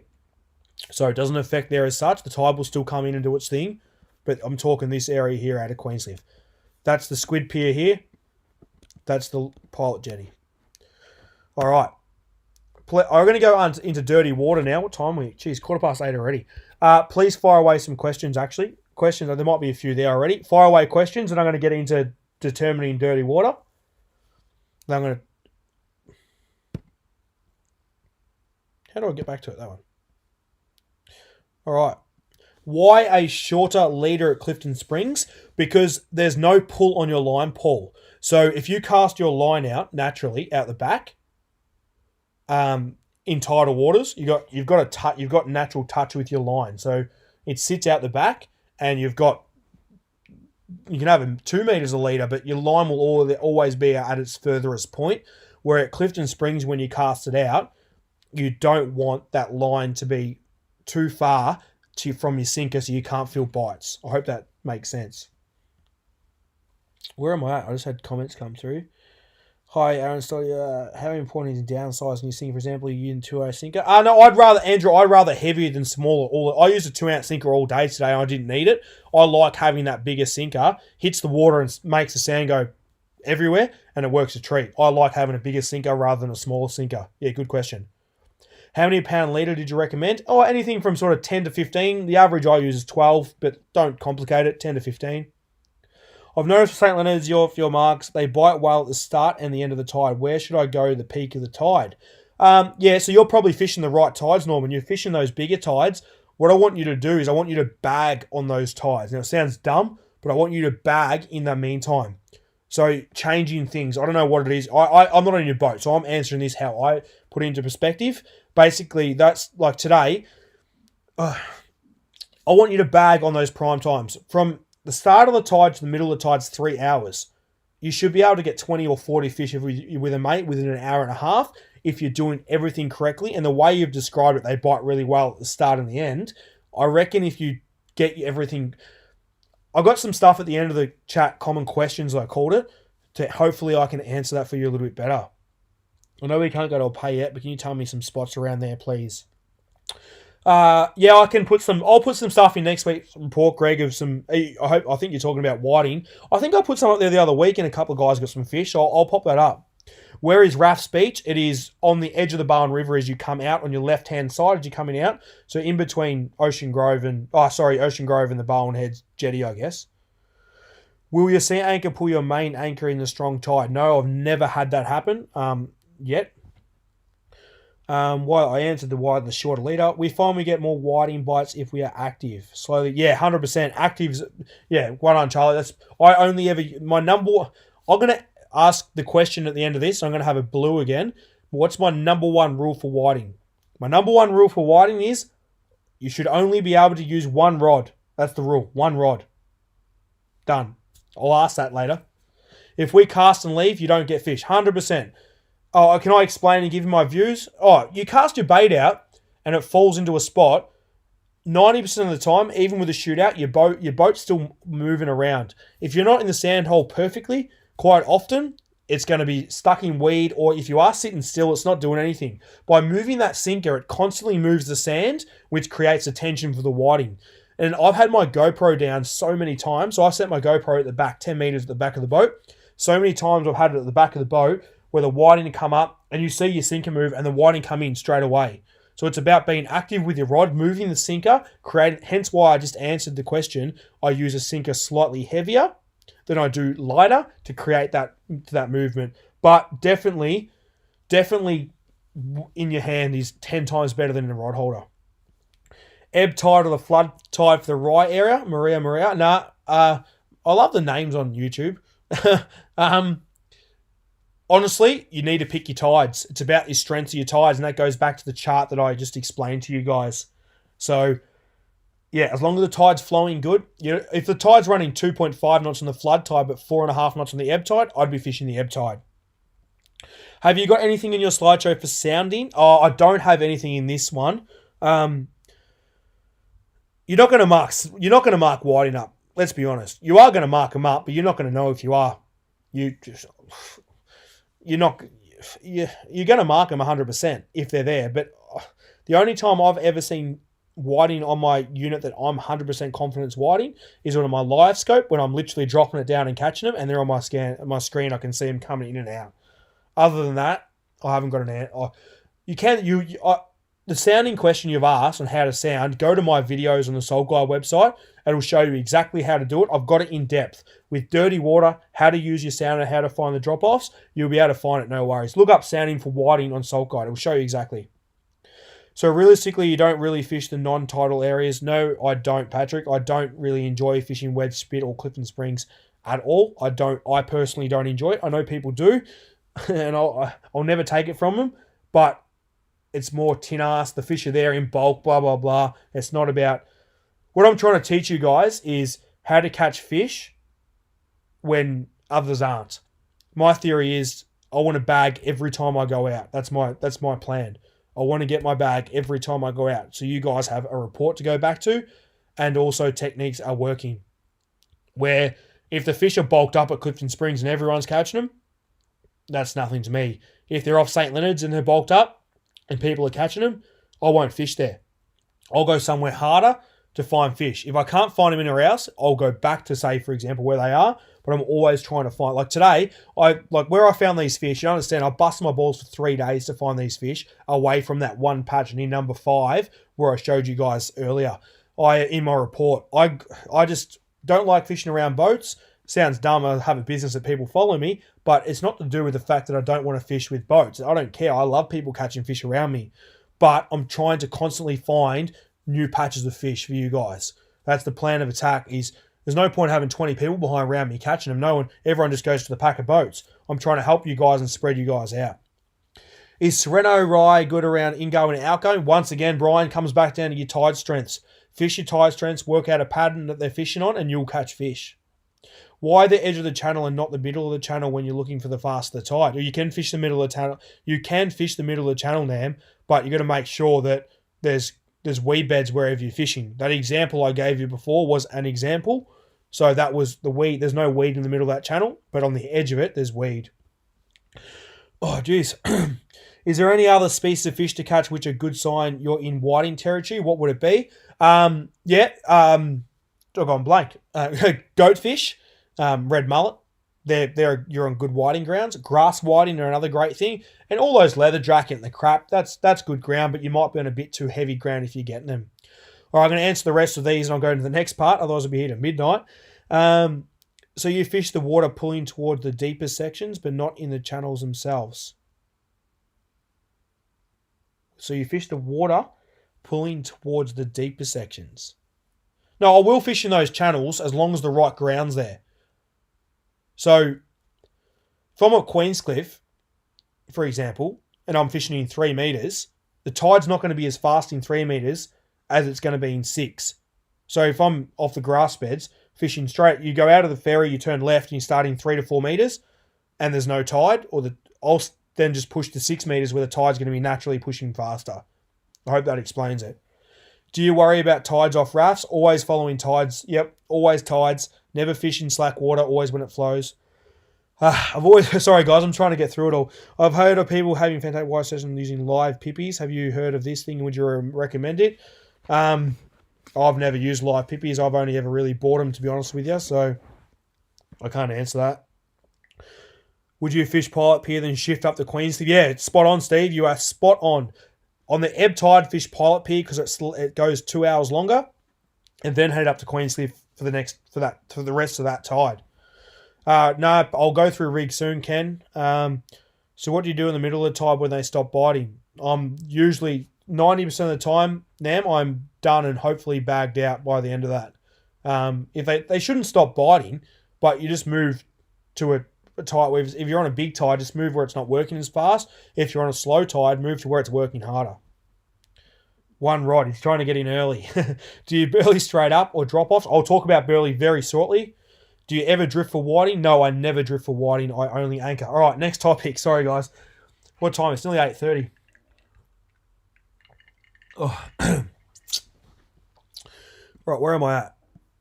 All right, dirty water. Understanding dirty water is probably one of the most important things when fishing down the bottom end of Port Phillip Bay, especially the western side. So, Cottage by the Sea is here. The grass bed's up that way. Now, the only time you're ever going to have dirty water... Now, you know what pissed me off? So many people this week said to me, and honestly, that's the only word I can explain it. It pissed me off. Everyone goes to me, oh, there'll be dirty water around when we get back out. He goes, it should be dirty water around. We had rain this week and the wind and this and that. Wind and rain doesn't always affect dirty water. The rain does stuff all. The rain does nothing. We're not at Patterson River in Carrum, wherever it is. We're fishing tidal flow waters where the water moves in and out of the heads to some of the cleanest water in Bass Strait to dirty water, then back to clean water, and it cleans in seconds. The rain does stuff all. It does nothing. So, what happens is, the only way to get dirty water down to the bottom end of the heads is by swell and tide. Now, those tides that I'm on right now, those big tides that I've explained to you, you will have dirty water coming through here because the tide's so strong, and also the swell is up a little bit, now which I'll show you in a second. So, swell comes in, smashes through here, Lonnie Back Beach, Sereno Back Beach, Naturally, the incoming tide comes in and brings that dirty water in. Right up to Queenscliff, and it will grow right up past Swan Bay. Once you start to get past Swan Bay, the dirty water will start to fan out, and you won't have dirty water up there. So at St. Leonard's, for example, geez, my throat's dry, legit. Back of Point Lonsdale, which is here, like I said to you, you're looking for swell to crash these beaches. It's the only way you're going to get dirty water.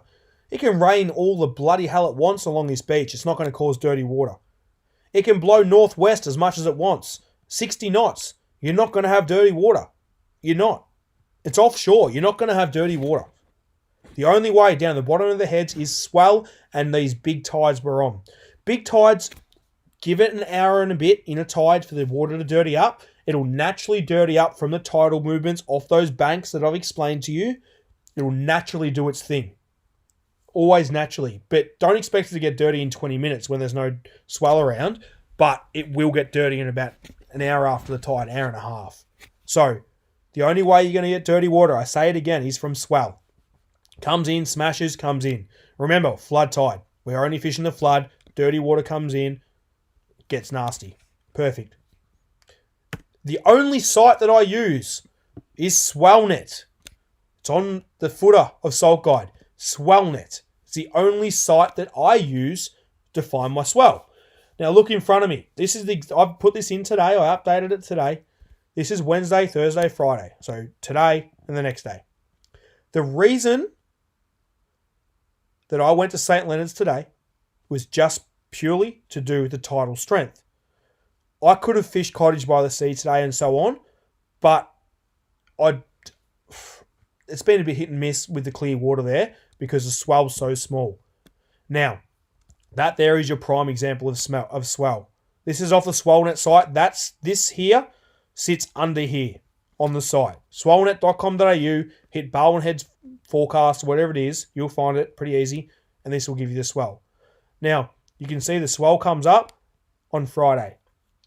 Now, this here will bring dirty water into the bottom of the head. You'll see me fishing the bottom end. Nothing to do with wind. I'm not looking at wind or anything. I'm looking at swell for the bottom end of the heads. That's all I'm looking at. Today, crystal clear water. I'll bloody dive for crazy in that. Not now, too cold on my pussy. But in summer, I'll dive there.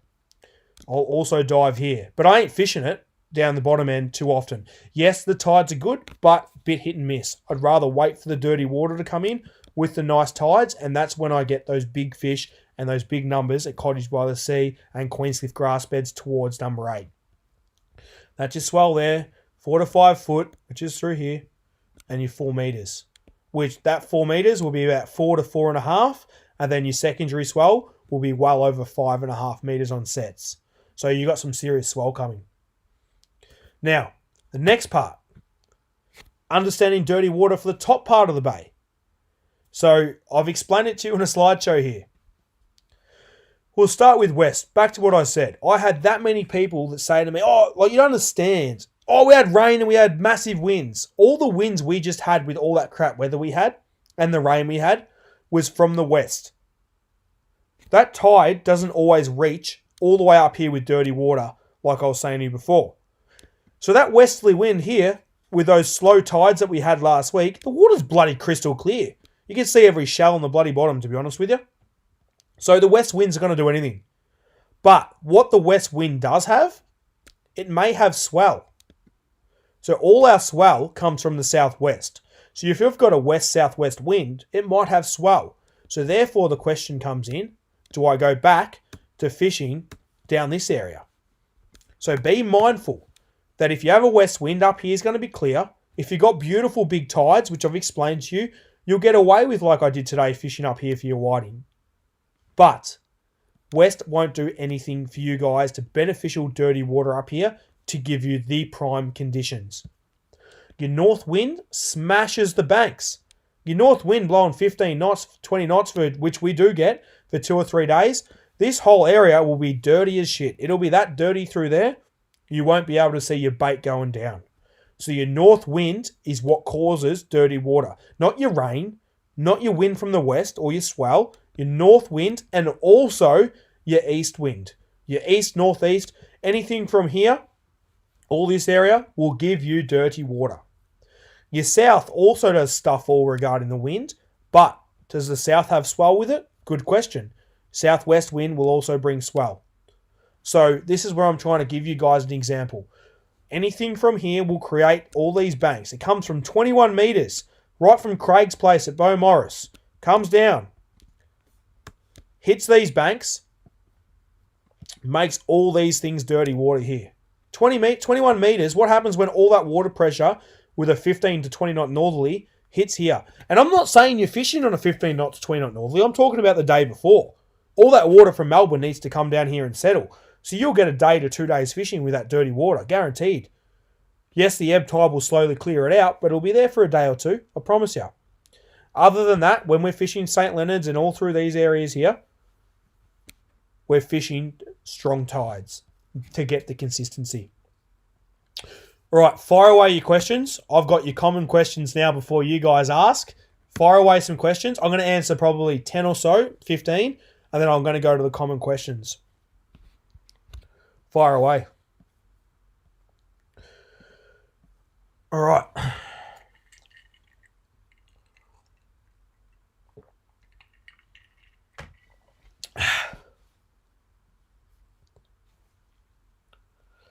One rod.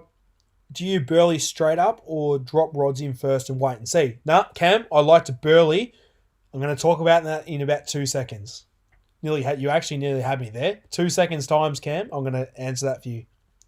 You ever drift for whiting? I do not drift for whiting. Nope. Live pippies good up the beach at the east coast. Stay on the hook really well because they tense up tight. Sam Whiting. Nice work, Cade. Good stuff, mate. Any preference over St. Leonard's versus Queenscliff or totally dependent on the tide? In general, any preference over St. Leonard's versus Queenscliff? Patrick, to be honest with you, St. Leonard's probably has more fish, but they always tend to be smaller, if that makes sense. For me, Queenscliff and around Cottage and that is where I do enjoy my fishing because they're bigger fish. But in saying that, you also catch a lot of nothing at Queenscliff, especially like today, for example. I could have got away with today and I might have picked up fish, as in lucky, but the water was clear because the swell was down. So for me, it's worth going to St. Leonard's to get those fish. And I worked the last couple of days trying to find these fish. You don't understand how hard I've worked. You ask Craig, I did, in the last 3 days, I've probably done close to 30 hours on the water trying to find fish, probably more. And I know for you guys, you're like, I wish I was on the water. But I love being on the water. I love what I've got to do. I really do. But I'm fishing for you guys at home. I'm not fishing for me. I give all my fish away. Like most of my fish, I keep enough for Kari and I and family. But it's not about catching fish for me. It's about, you guys at home so you can catch fish. I will be saying things about burley and about as soon as I answer the next couple of questions. What's the biggest whiting in centimetres? Zeph, I've measured numerous fish well over 50, like up to 54, 53s, but I've never, when I say that was when I probably haven't measured a whiting as in like the biggest size for probably 8 to 10 years, I don't reckon. I've caught some big fish in the ocean and down at Cottage and Nepean and that. They're beautiful fish. Does the current get too strong, Cottage by the Sea on the flood? Never gets too strong. No, I've caught them in 4.5 knot floods right in the middle. Nothing at the start. The tide picks up to its peak, which is 2 hours in, say, 2.5 hours in, and that's when the fish bite. So depends on the day, but I wouldn't say it's never too strong. So consistent swell and tide will push dirty water further into the bay. Yeah, you're right, Max. It definitely will. Yep, 100%. Then the ebb will push it back out. How long will you stay in? I love I've answered these questions for you. Ash, I've answered this question for you in a second. I got most common questions coming up. Lockie Cartledge, you owe me a beer, mate. Lockie Cartledge is a good friend of mine. He come around tomorrow, pick up some fish, wear your mask because we're in COVID, but you can come visit. We can have beer in the shed while I pass you the fillets. Someone will probably send that to COVID and we'll get in trouble. When fishing for whiting, should I have a squidjig out? The answer is no, because you should be fishing tide. Therefore, the squidjig will be on the surface.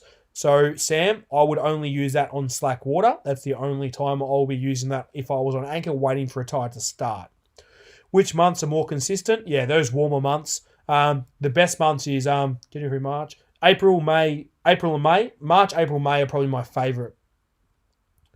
So what are you looking for in terms of grounds to fish? Sandholes? Yep, so sandholes all the time.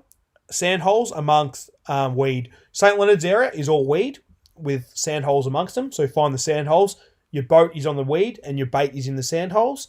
When I'm fishing Cottage by the Sea and the likes, it's all about having those marks I give you guys. You nearly need to be on them, but it's about finding the sandholes amongst the reef. If you're fishing too much reef, all you're going to catch is bloody parrotfish and leather jackets and crap like that. Do you fish heavier rods in the 4 knots to handle bigger sinkers? Oh, mate, like I said, that reaction I've got and the Inflict 3 to 8 and the Atomic Arrow I've got, they handle 4-5 ounce sinkers, no worries. They don't. Yeah, I just use 3 to 8 pound rods. They're no worries. Does weed lift your lines out of the bottom when it's the strongest? Does weed lift your line off the bottom when it's the strongest tides and cover your baits? Your baits, Phil, your bait shouldn't be in the weed. Honestly, your bait should be on the sand. You shouldn't ever have your bait in the weed. Ever. Your boat should be on the weed and you should have surrounding weed around your sand hole, but you should have your bait in the sand. How do you find sand holes on your sauna? I wish I had all night to go through the whole website with you guys and I would have had pictures and stuff. It's just so much to go through. But Dom, go to the Salt Guy website after this and type in, I think it's sounding for whiting, or go to whiting sounding or whatever it is, and that'll show you exactly how I show you how to find them. It's a good video. All right, I'm going to go to common questions, and then how do I do that? And then that'll pretty much nearly do me. And then I want you, as in myself, but I want you to ask questions. So here, this is a lot of information to come for you guys. All right.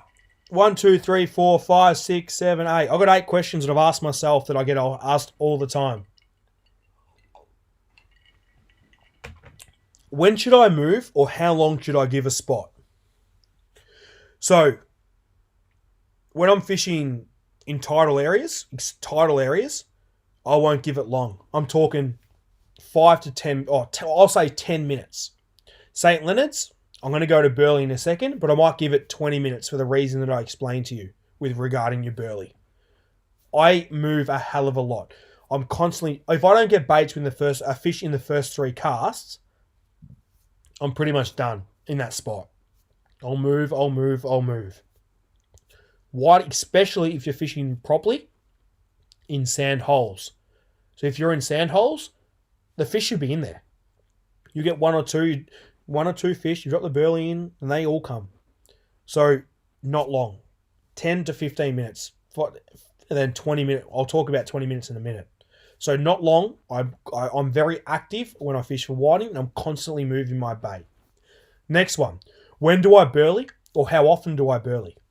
So if I'm fishing Queenscliff Cottage by the Sea, I don't just drop the burley in within a second. I anchor up, I let the tide run, I cast my baits out once the tide starts running. If I get a fish, the burley goes in straight away. If I don't get a fish, the burley hasn't gone in. What happens is, for example, say I'm sitting here, wrong button. Say I'm sitting here. If I burley in the tide, the burley goes like this, in a straight line in that strong tide. Straight line. So, I don't like to burley straight away because it's in a straight line. If the fish are there already, I'll burley and I'll hold them there and I'll get their mates to come with. So, in the strong tide, from basically number 8 back to Queenscliff, back to Cottage by the Sea area, and Point Nepean, for example, and Sorrento when the tides are strong, I like to catch a fish before I burley. Then as soon as I get 1 or 2, burley straight away. Tonight, I was at St. Leonard's. I knew where the fish were. I got them yesterday. I rocked up. I wouldn't normally do this, but I put the burley down straight away before I had baits cut, because I got them yesterday and I knew that if I put the burley in straight away, I'd have the whole school plagued in there feeding off that burley and I'll have them fired up. So if I know the fish are there, I'll burley straight away. If I'm at St. Leonard's and I don't know the fish are there, you can nearly get away with burleying as soon as you get your baits out. But the problem is you'll quite often introduce shitfish or rubbish fish as known to the back of your boat. and they're crap to catch. So I like to often catch a fish even up there, unless I know there's fish there. If I rock up to a sand hole and I get a fish straight away at St. Leonard's, I'll burley. Now, the benefit with burleying at St. Leonard's is the tide isn't as, for example, where's my mouse? It doesn't as such run like that, which it runs that way, but because it's slower, it tends to filter out like this. So it'll filter out rather than being in that straight line. So you can get away with burleying straight away. So I hope that helps. Now, I get people, this is a great one. I get people anchoring up next to me all the bloody time, and I'm catching fish, and they're not. Number one, I've got the sand hole behind me, and they might be on the weed. So the sand hole, say, might be this big, and I'm fishing into it, and they're on the sides, they're not going to catch anything. Doesn't do them favours. Not only that, is I've got my burley down, and I'm catching fish. I'm catching fish. I've got them fired up. They're behind my boat. You've got no chance of getting them if there's a fixed school behind my boat in a sand hole. So the key to it is don't anchor 40 metres from your mate. If he's getting a fish here, don't go anchoring over here. Don't go over anchoring here if he's getting fish here. Anchor next to him. 5 metres away, 10 metres away. Use that burley together. You got tide and you can fish side by side. Now, it's a bit harder if you don't know people. I understand that.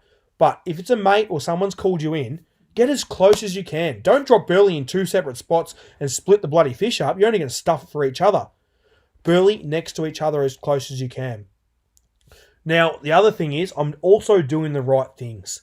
Now, I'm going to be an arrogant prick right now. I'm a little bit arrogant, not that much. No, I'm pretty good. But I like to say I bag on whiting. I'm gonna call it. I'm gonna say 85 to 90% of the time I like to bag on whiting. Sometimes it takes me 5 hours. Sometimes it takes me 30 minutes. But it's because I'm doing everything right, in my opinion. I've learnt so hard from trial and error over the years. You do not understand how hard I've worked to work these fish out. What I'm giving you guys regarding your tides, where it pulls, your tidal strengths, this and that, everything I do comes back to where I am. Now, I might be on the edge of a bank in 5.5 meters, right on the edge, and you anchor next to me and you're in 3, and the fish are in that gutter there. You're not going to get stuff all next to me. That's why. So, work out why I'm getting fish. And this comes back to what I said earlier. I'm not trying to teach you guys how to bag out every time you go out, because if everyone did that, you wouldn't be here listening to what I have to say. I'm trying to teach you guys when you don't catch fish, how to find fish, how to turn those 5s into 10s, 10s into 20s. So it's about doing the right things. So active fishing, moving your boat constantly. Doesn't matter how close you to am and I'm getting fish. If you've got your wrong bait on it, it's spinning, you're not going to catch stuff all. If you haven't burleyed the right way, you're going to catch stuff all. If you've got your nose shoot out and you're swinging back and forward and I'm sitting straight, you're going to catch stuff all. That sort of half answers this question. Oh, this bloody throat mine. We'll try the misses again. Hey, Kari! Kari! Any chance one more? I think I'm getting told to shush because the kid might be asleep. I might be in trouble. How do you bag so often? The reason I bag so often is because I do things right. So, exactly what I've showed you guys. I don't just go out fishing and hope for the best and listen to Bob where he got fish yesterday. I go out there with a plan of attack every bloody time. Every time. I might speak to a dozen people where they got fish, but I don't really care what they say. In the end, I end up fishing near them because everything I've worked out is the reason that they caught fish there. So it's about working out why the fish are going to be in that spot. Now, how can you bag in such a short amount of time? This is a great question. Now, Craigo, if you're still there, and like I said, I'm being an arrogant prick here now, but I'm just being honest with you guys. Craigo, back me up. I'll catch 10 whiting to nearly anyone that fishes with me, even though Zane caught nearly as much as me today. He might have beat me. But I'll nearly catch 10 whiting to anyone's 2 to 3. It comes down to how quick I get the bait on, how quick the fish comes off my hook. Come on, Craig, give me a backup. He'll comment something. We'll make him comment something. It comes down to how quick I do things. It's from baiting the hook up to getting the fish, but the most important thing is where I cast it. I will, I'll do a video this week. I'll pinpoint into a hula hoop exactly every time where I cast the bait. I don't concentrate. It's just I've done it for so long. So every time I hit the same spot, and it's because the fish are in that sand hole, in that spot. I'll constantly keep hitting it. I'll have mates that cast out here and do the side out here. And I'm like, what the hell? It's like, get your bait in here, mate. The tide's pulling here. The burley's running here. Why are you casting 10 metres there? Oh, I'll be right. I'll get something there. 5 minutes later, I've caught 2 fish. They've still got their bait in, got nothing. Potentially got shitfish on the end of their rod because they're in the weed. So casting into the sand hole every single time. Consistently casting into the sand hole. Getting the fish off as quick as you can. And you got to remember what I'm talking to you guys about.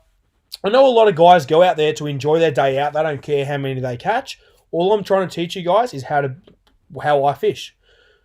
And like I said, getting my bag as quick as I can is a prime example. Craig's sending me stupid photos now. Basically, I'm efficient. So from the minute my bait hits the bottom, I'm working my bait, I'm concentrating. I get the bite. Yep. I wind it in. I don't have any drag on my rod. Always lock drag and all. A whiting ain't going to pull more than 2 meters, and your arm can move more than 2 meters with the rod. So I have no drag. Comes out, comes in. I lift the fish up with a rod length of line out. I grab the leader. As I grab the fish with that hand, the hook comes out. It goes into the tub. I try and put 10 to 15 into a tub, then on ice. And as that goes into the tub, I'm grabbing my pippy and the squid, and it's straight back into that exact same spot. I'm not casting 5 meters to the side of it or 2 meters, exactly where those fish hold. And that is a massive difference. Now, I went out last Saturday and didn't catch a fish. How come? I followed your report. Now, I know a lot of people work Monday to Friday. I understand they do. And they only get Saturday and Sunday to fish. The problem with Saturday and Sunday is you're going to have the boat traffic. And I'm sorry to say this, but it's just common sense. Boat traffic's going to be out there, guys. It really, really is. You're going to have boats out there, and the more boats, the harder it is to catch, the fish to catch. You won't often see me out on a Saturday and Sunday. It's my weekend like it is you guys at home. So what I'm trying to say is, yes, it can be tougher on weekends, and I'll agree. You might have followed the reports, but if there's 40 boats, actually, let's make it more realistic. If there's 300 boats off St. Leonard's, I don't care where you go, and if you're you or me, I'm probably not going to catch a fish either. So just be mindful of that, please. Please understand that if there's a lot of boats, it's bloody hard. Now, I don't know where she is in my drink. I got told to shush, I think. What do you do with all your fish? My most hated question, other than what colour squid do you use? Righto. So, for example, I fished with Zane today. Very good friend of mine, Zane. Very close friend of mine. Now, we got 40 fish. Out of that, we'll go 20 each today. Yesterday, I gave 20 fillets to Mum and 20 fillets to Kari's. What did I get? Yeah, 20 fillets and 20 fillets. So, yeah, 20 fish I caught. So, 40 fillets. I gave 20 to Mum and 20 to Kari's parents. They're gone. Now, you got to remember, I fish with different people every day. So, I don't fish just with myself and someone that lives with me, so we don't have 500 fillets here. I try to have 5 to 8 bags of whiting here at a time for Kari and I to have, or to give away to my pop and whatsoever. All that fish that I catch, say for example I head out with Robbie and Braden, 2 good friends of mine. The 3 of us head out. We get 60 fish. I might take 20 fillets, so 10 fish for Kari and I. I'll let the boys have the rest. They work full time. They don't get a chance to head out there and catch fish like I do every day. So I let 80% of the punters I fish with have the fish. So that there is the only way to explain it. And your mate Dangerfield as well, he bloody takes that much fish for him and his parents. He's a prick of a bloke. He actually just messaged me about radio tomorrow. Actually, he messaged me about an hour ago. I'll reply to him shortly and tell him that we've got a radio show obviously on SEN if you didn't know. Every Saturday morning, 7 a.m, Real Adventures. So make sure you check it out. We've got some good stuff on there. So check it out if you haven't. Now, this is a great one. Why are you catching the fish and I'm not? I love this question because I've got probably half the boys watching this right now. Stuff you all. Because I'm doing the right things. It comes back to what I said before. Casting in the right spots. I get fish off in half a second. You'll get patches of fish and waves of fish. You'll get 5 fish in a row, then none. You get 5 fish in a row, you'll get 1, I'll get 4. Because by the time you've got your rag and you've grabbed your fish off, you've taken the hook out, you have worked out, and I'm not taking the shit out of them. I'm just telling you how I do it.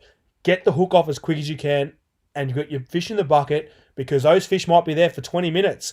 In that 20 minutes, you get 20 fish rather than 8 fish. So just trying to give you guys that there is the common questions I get. Fire away with your questions. I do want to, you know what I'm going to do? I'm going to go pour another drink.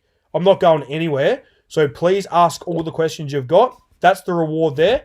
I'll be back in about minute 25. Ask your questions. I'm going to answer them all.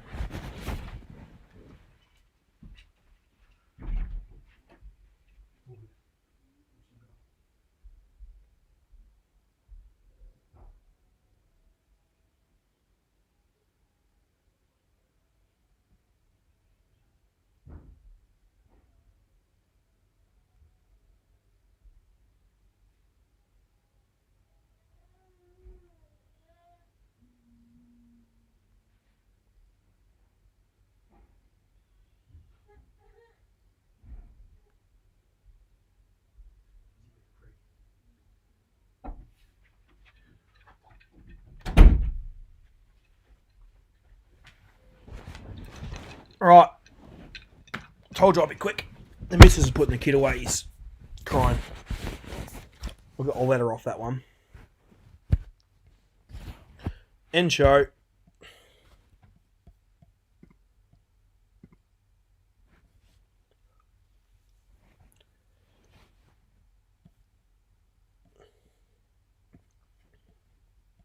What do we got?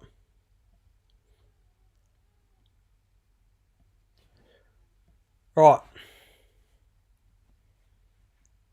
Just trying to find where we're at, guys.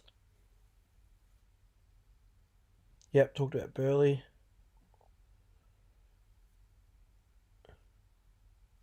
So how long will you stay in an area before moving? I did answer that. Lockie Cartledge, can I have another 20 fillets? Nah, stuff you, Lockie. When fishing for whiting, should I have a squidgy? I answered that. Which months are more consistent for whiting? I think I answered that. I like that. April, May, my favourite. June gets tough. I think I've answered all these. Where am I at? I think I went too far up. When you give the marks out, is the mark for the sand holes or where to put the boat? Paul, so St. Leonard's area will tend to be just an area as such. You guys need to do a little bit of work there. The Queenscliff ones and the likes will always be specific marks. So, like, I'll say in between these on the reports or go here and there. The marks are marks in my phone, so I'll show you, like, the amount of marks I've got in here. You'll be amazed. So, I'll zoom out. That's just the zoomed out version of it. I don't know if you can see that because I can't see it yet. But I've got like that many marks in those areas, and it's more areas, like just move around. So that's how I like to do it. How big a sand hole are you looking for ideal? 15 metres that way. They might run along, but like 15 to 20 metres, enough for a cast to work your bait through. Lockie Cartledge, please. I hand Lockie Cartledge his ass every single time we fish. I smash him. Patchy broken ground, good for whiting. Patchy broken ground can be sometimes played with leather jackets. If the whiting are there, then yes. But if they're not, the leather jackets are bad, where I move to the sand holes. Patchy can be good as long as the whiting are there. Get off the Jamo and get on the Kraken. That's the secret. The old Kraken. I'll have a Jamo for you for that. You know me and the Jamo. Craig Cox. Yes, that's true. I told you. No grabbing with the rag, he said. I don't let people grab fish with rags on my boat. It's a strict protocol on my boat, because you grab the bloody whiting with the rag, then all of a sudden I go to wipe my hands with the rag and there's all fish slime all over it. Hence why I was wiping my hand. So you be a man, Craig, and you grab that whiting and you take that hook out and you throw it without the rag. You've never smashed me, Cartledge. You're dreaming, mate. I'll give you the tip. Do you recommend cryovac whiting fillets? No, I always cryovac. I'm actually out of whiting cryovac bags at the moment. I'm waiting for Dometic to send me some. Yeah, cryovacing will give you longer, and not only that, they won't be bent and wrapped around like this when you do use a freezer bag. So cryovacing's great. What colour squid jig did you use? Yeah, pink with a red beach, Charlo. Nice one, mate. I'm going to ask some questions soon. I've lost a few people. I'm going to answer these questions. I'm going to ask a few questions for you guys to answer. And I'm going to give away I'm not going to say what I'm going to give away because I need to actually, Craig, text me what I can give away, whether it's a whiting pack or a whiting rod. Maybe a whiting pack and a whiting rod, Craig. Text me and I'll announce it after these questions. What's the deal with one rod? Who knows, Ash? That's coming soon. Do you do guides? No, I don't do any more guides. I'm obviously the show with Dangerfield. We've been a bit set back with COVID. We're filming the TV series, and obviously Salt Guide. All my stuff goes to there. So yeah, I'd like to do it, and I was planning to do it while a new boat got built, but COVID come in. So yeah, sorry guys. I do not like circles for whiting, Aaron. It's one fish that I will never use them for. Here we go, Craig Cox.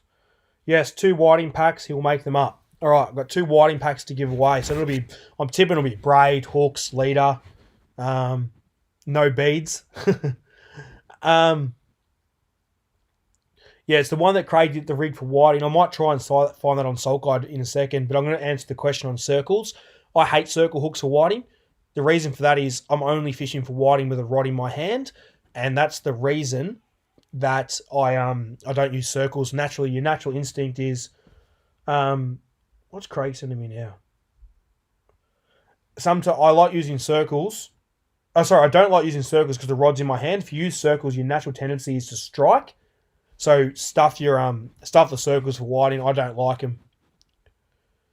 Give an example why you would fish for whiting tomorrow morning and why. All right. I'm just going to literally go on my phone. I'm going to go exactly what I've got. All right, we're going to go wind first. Oh, why would I use my phone? I can do it on the computer. Hold on. All right. South Channel Pilot. I'm going to give you an example tomorrow. Hopefully this guy explains. We'll go wind first. First of all, wind. Wind determines where I fish. That there was a load of crap. It was blowing its tits out until about 4 p.m. So tomorrow I've got northwest all morning, around that sort of 18 to 15 knots. So say 15 to 20 knots. Rough example. So then I hit tides. Or just looking at that, I'm not going to be fishing a flood tide because it'd be wind against tide. I'd be fishing the incoming tide. There's no swell at all tomorrow. So 2 to 3 foot. So the water is going to be, and I'll show you that by going like this. Swollen it. Actually, go to swollen. It should give me bone heads quickly. Oh. So I'm showing you exactly what I do.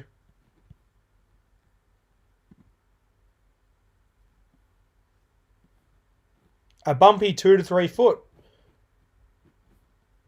Surf forecast. Oh, hold on.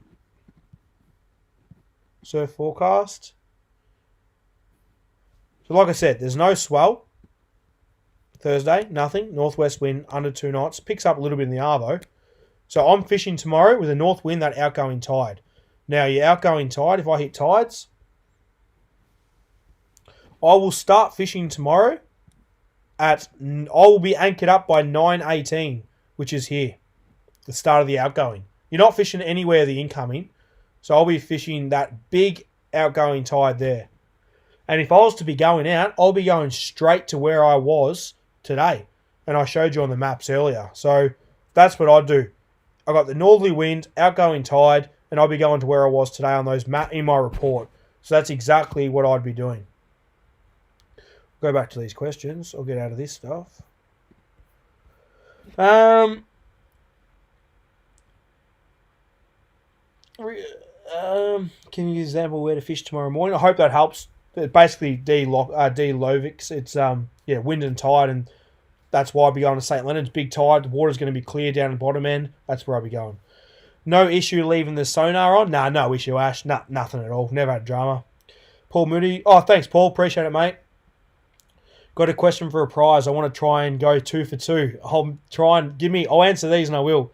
If you didn't have an electric anchor, would you still move every 5 to 10 minutes knowing how much? Mate, today, Craig, I had no electric anchor today other than my mate Zane. He was my electric anchor. And I got out there on the start of the flood tide and I had 9 fish up until 4. I knew what I was doing. I was doing a little bit of looking. And he pulled the anchor up probably 15 times. So, yes, I would still be busting my balls. Paternoster running? Nah, it's an extended Paternoster rig. Always the one. Guy, I'm sorry. Actually, I'll log into Soulcon. I had that many questions on this rig. I'll go to it now. I should be logged in. Actually, go to the videos. Search all videos. Let's...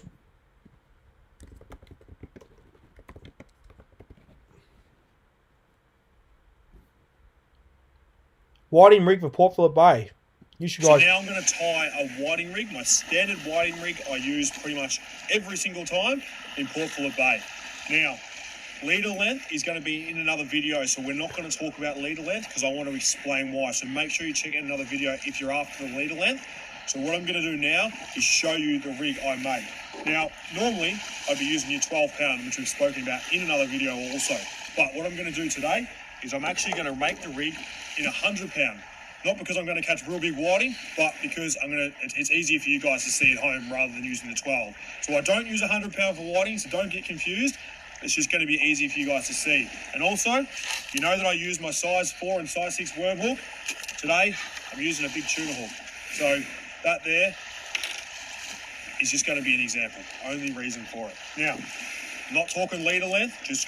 We're just showing you how to make the rig because there's reasons and different areas that we use different size leaders, and that's all in another video.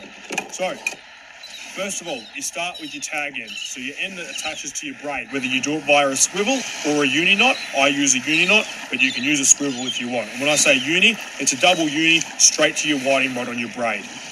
That there. I'm just going to pause that there. I'm hoping you guys can hear that. Tell me if you can. Can you guys hear that? Just give me the thumbs up if you can, and I'll keep playing the end of it. Thumbs up.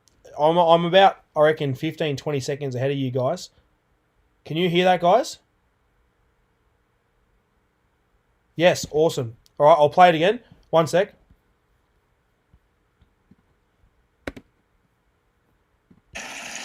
It's your 100 pound leader, which we don't normally use.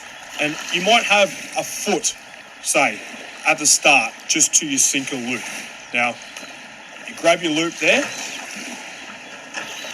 you turn it around, and for whiting, it is as simple as just going around like this, just for whiting. I use different knots for gummies, as you know, but just 3 times in that loop, and I pull tight, pull it down, and that there is perfect. Like I said, I don't talk leader length, roughly 1.2, but I don't talk leader length, because we're going to do that in another video, which you can watch. I'm just going to cut it off there. You got your whiting hook, goes on, and just your standard uni knot. So how I do it is, it's a 6, as I call it. You make a 6, you got your main line you lay it against, and you go through 4 times. I'm going to go pull it down, and you know your uni knot slides perfectly. And that there is your whiting rig. I always cut my tags off. I hate a tag on the line. It's probably one of my biggest hates. And that there is your standard whiting rig. You've got your bit that attaches to your braid on your whiting rod. You loop for your sinker, and the reason for this is your sinker sits on the bottom and your bait sits behind it. Where the whiting feeds? On the bottom. So you're not going to have your hook up here and your sinker down the bottom, are you? Because you're nearly a metre off the water at times, off the bottom. So you want to have it the other way, so your sinker and your hook, your bait floats behind it. That there is your simple whiting rig. So, that worked a lot better than I thought it was going to. That there's the whiting rig, guys. Thanks for the messages, please. All right. Let me go back to those questions just quickly. All right. That's the rig I use for whiting all the time. No, I never change my whiting rig. The only thing I do is differ the length. No tide, short, hence why the video. More tide, the longer. You've spoken about Gamakatsu. No, not 6.0 worm hooks. Not 6.0. Size 6 and size 4. And I don't use circle hooks. So, Greg, sorry, I just can't stand circle hooks for whiting. I'm so active how I fish, so I never use circle hooks. So you use monoliter and not fluoro? Is that what you said earlier? Yeah, I can't stand fluorocarbon Charlo. I really don't enjoy it. I love soft, just like I was always using 100 pound there, but any normal leader there, just 10 to 15 pound normal leader, normal line's perfect. 9:18, you said you'd go out. So at 9:18, you said you'd go out. How bumpy will it be? Yeah, it'll be pretty crappy tomorrow, Cam. It'll be crappy tomorrow. Blowing 15, 18 knots from the north. It'll be crap, but you'll have wind against tide, and you'll probably get fish. You got to remember that northerly is going to smash on those banks, and that's why I'll be fishing out there. This bloody vodka's going well down. Well, Paul, I've had 2.5 Jamisons. Oh, actually, I had a Carlton draft on the boat too, so you're well ahead of me by the sounds of it. What is the max wind speed that you will go out in the bay? Yeah, good question, Ken. It all comes down to wind and tide. So I'll fish Cottage by the Sea on a westerly wind blowing 25 knots. You won't even know it's there. But I'm not going to fish out the middle of St. Leonard's on a 25 knot wind. Wind and tide together. Actually, here's an example.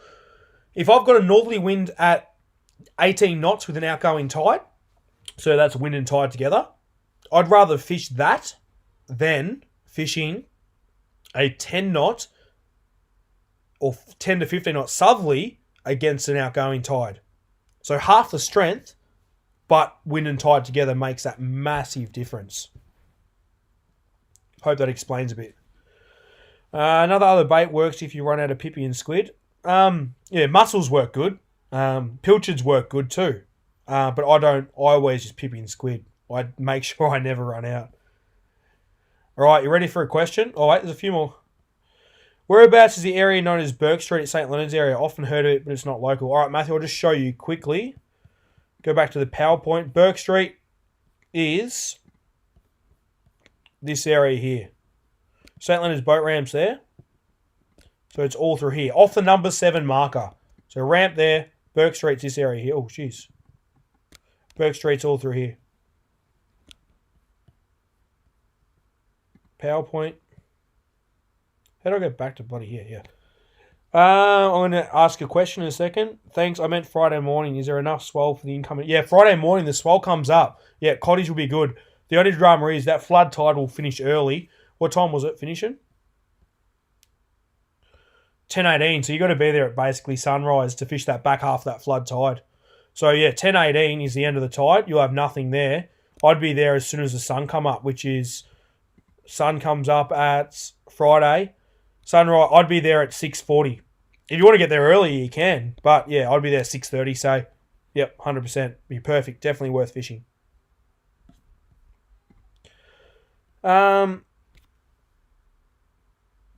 Thanks, mate. Answer my question. Is someone else has been a member about 6 months, but has made my first live and really learned shitloads. Thanks, Luke. Appreciate that for joining in, mate. I hope you take a bit more out of it as well. We'll keep getting this one rod. Almost blew my eardrum when you turned this. Sorry, mate. I was trying to do the right thing. Can you wind too hard when you have one on? Oh, I try and get them plain and I try and scale them on the way in. No, you don't. When they're pulling, you don't wind. You just use the rod to go with it. And when they stop, you just bring them back up. They pull again, you go with them again. Normal fishing. I watch you on Salt Guide and listen to SEN. Bloody danger calling you Redmond. Never realised it was the same person. Great show. That's funny. I get so many people listen to it. We got 260,000 listeners on a Saturday on SEN and 90,000 podcast downloads. So there's a lot of people that know my voice, but no one knows my face, which I'm not complaining about. One rod for whiting. Another one. They're all trying to get in early. How many bags of pillies would you go through for a burley? I take 2 kilos out every time now. All right, it's time for a question. Actually, you know what? You ask a couple of more questions, guys. I need another toilet break. and I will the question. I'm going to ask you guys a question to win the prize packs of gummies. Give me, how long did it take before? 35 seconds? Got a good flow going, so we'll be right. Give me half a second.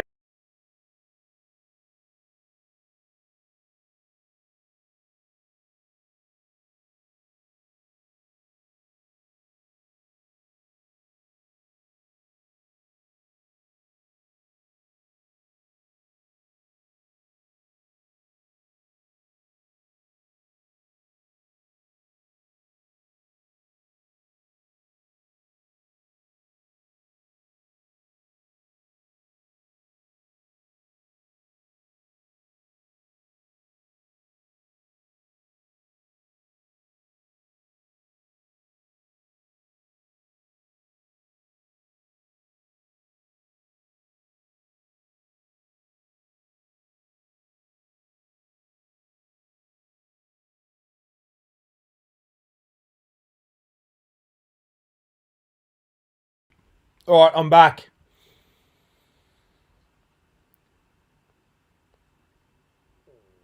Oh, Ken, good presentation while I'm on the big dollars. I wish I saw the big dollars, Ken. Appreciate it. Thanks for your time, Jerry. All right, guys. The question is, you know what? Stuff it. I'm going to ask 3 questions. I'm going to break Craig's rules. Salt Glide can spend a bit of money. We can afford an extra pack. Sorry, Craigo. All right. Chew my ice. What? Actually, I'm going to clarify what I'm going to say. Now, listen, we've had dramas with giving prizes away. If you're not the first person to comment on my chat, because some people haven't refreshed their pages, they're a little bit behind, I've got my camera out. I'm going to take a photo. So I'm going to ask 3 questions, and I choose the winner. You guys don't choose, I choose. So, first question. If I'm fishing Cottage by the Sea, what tide do I want? Go. Got my phone ready. I'm ahead of you guys, so I'm ready to go.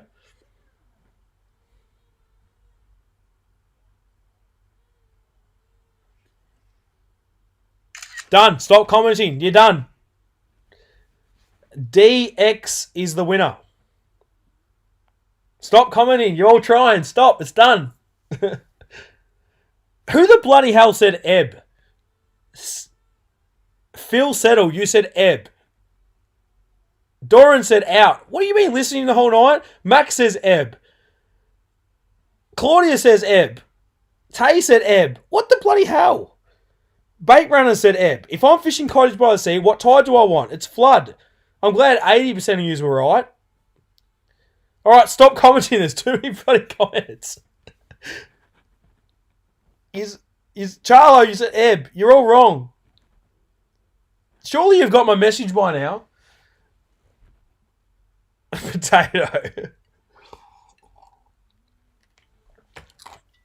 Alright, it's done. The winner is... You can probably see on my screen who the winner is, actually. You guys can see exactly. I'll select do my... Where... Far out. Here we go. This DX1. This one here. DX, incoming. You're the first one. Now, you need to send a message to the Salt Guide Facebook page or email us.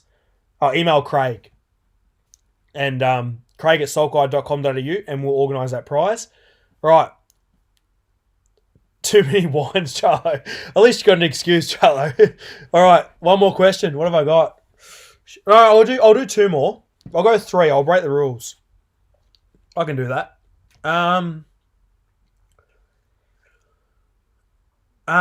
Shit. What have I got? I got so much to.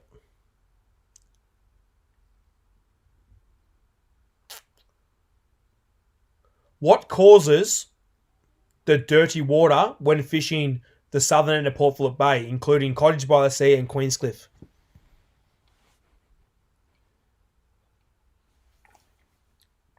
Done. Glenn Palmer is the answer. So everyone stop because he got in there so bloody early. Unless he... Glenn Palmer, you've already won. I'm sending it in now. You're all too slow. He must have a very good internet connection. You all right? Swell, Surge, yeah, swell, I'll give you that. Swell, but it's too late. Greg Palmer has won it. Send us a message on Facebook. All right, we'll go one more. One more.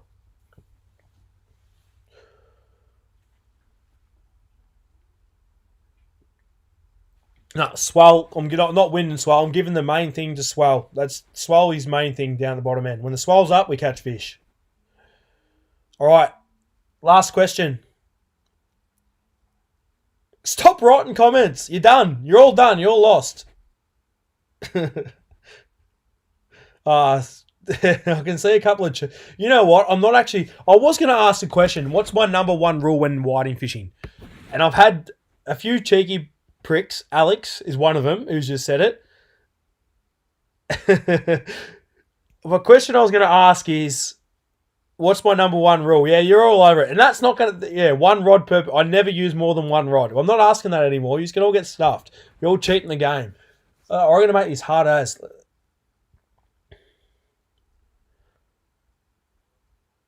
All right. How do I ask this? Use 10 rods. It's flushing the toilet, dirty water. All right. How do I ask this? The last one's going to be, if I'm on a slow tide, where do I want to position the boat on a bank?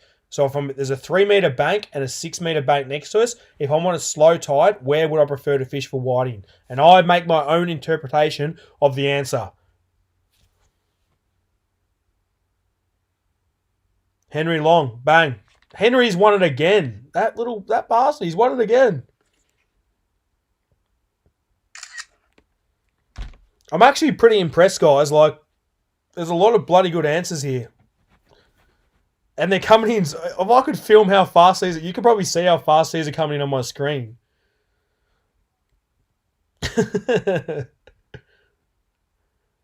Henry, tell everyone to stop writing Henry because you have won again. I think he's won 2 prizes now. Henry's obviously refreshing his page constantly, trying to get on that. Well, I can't even find where you are, but I took a photo of it, Henry. Guys, the ones that won the comment, won the prizes, well done. Send Craig at saltguide.com.au an email or the Salt Guide website, and we'll definitely organise a prize for you guys.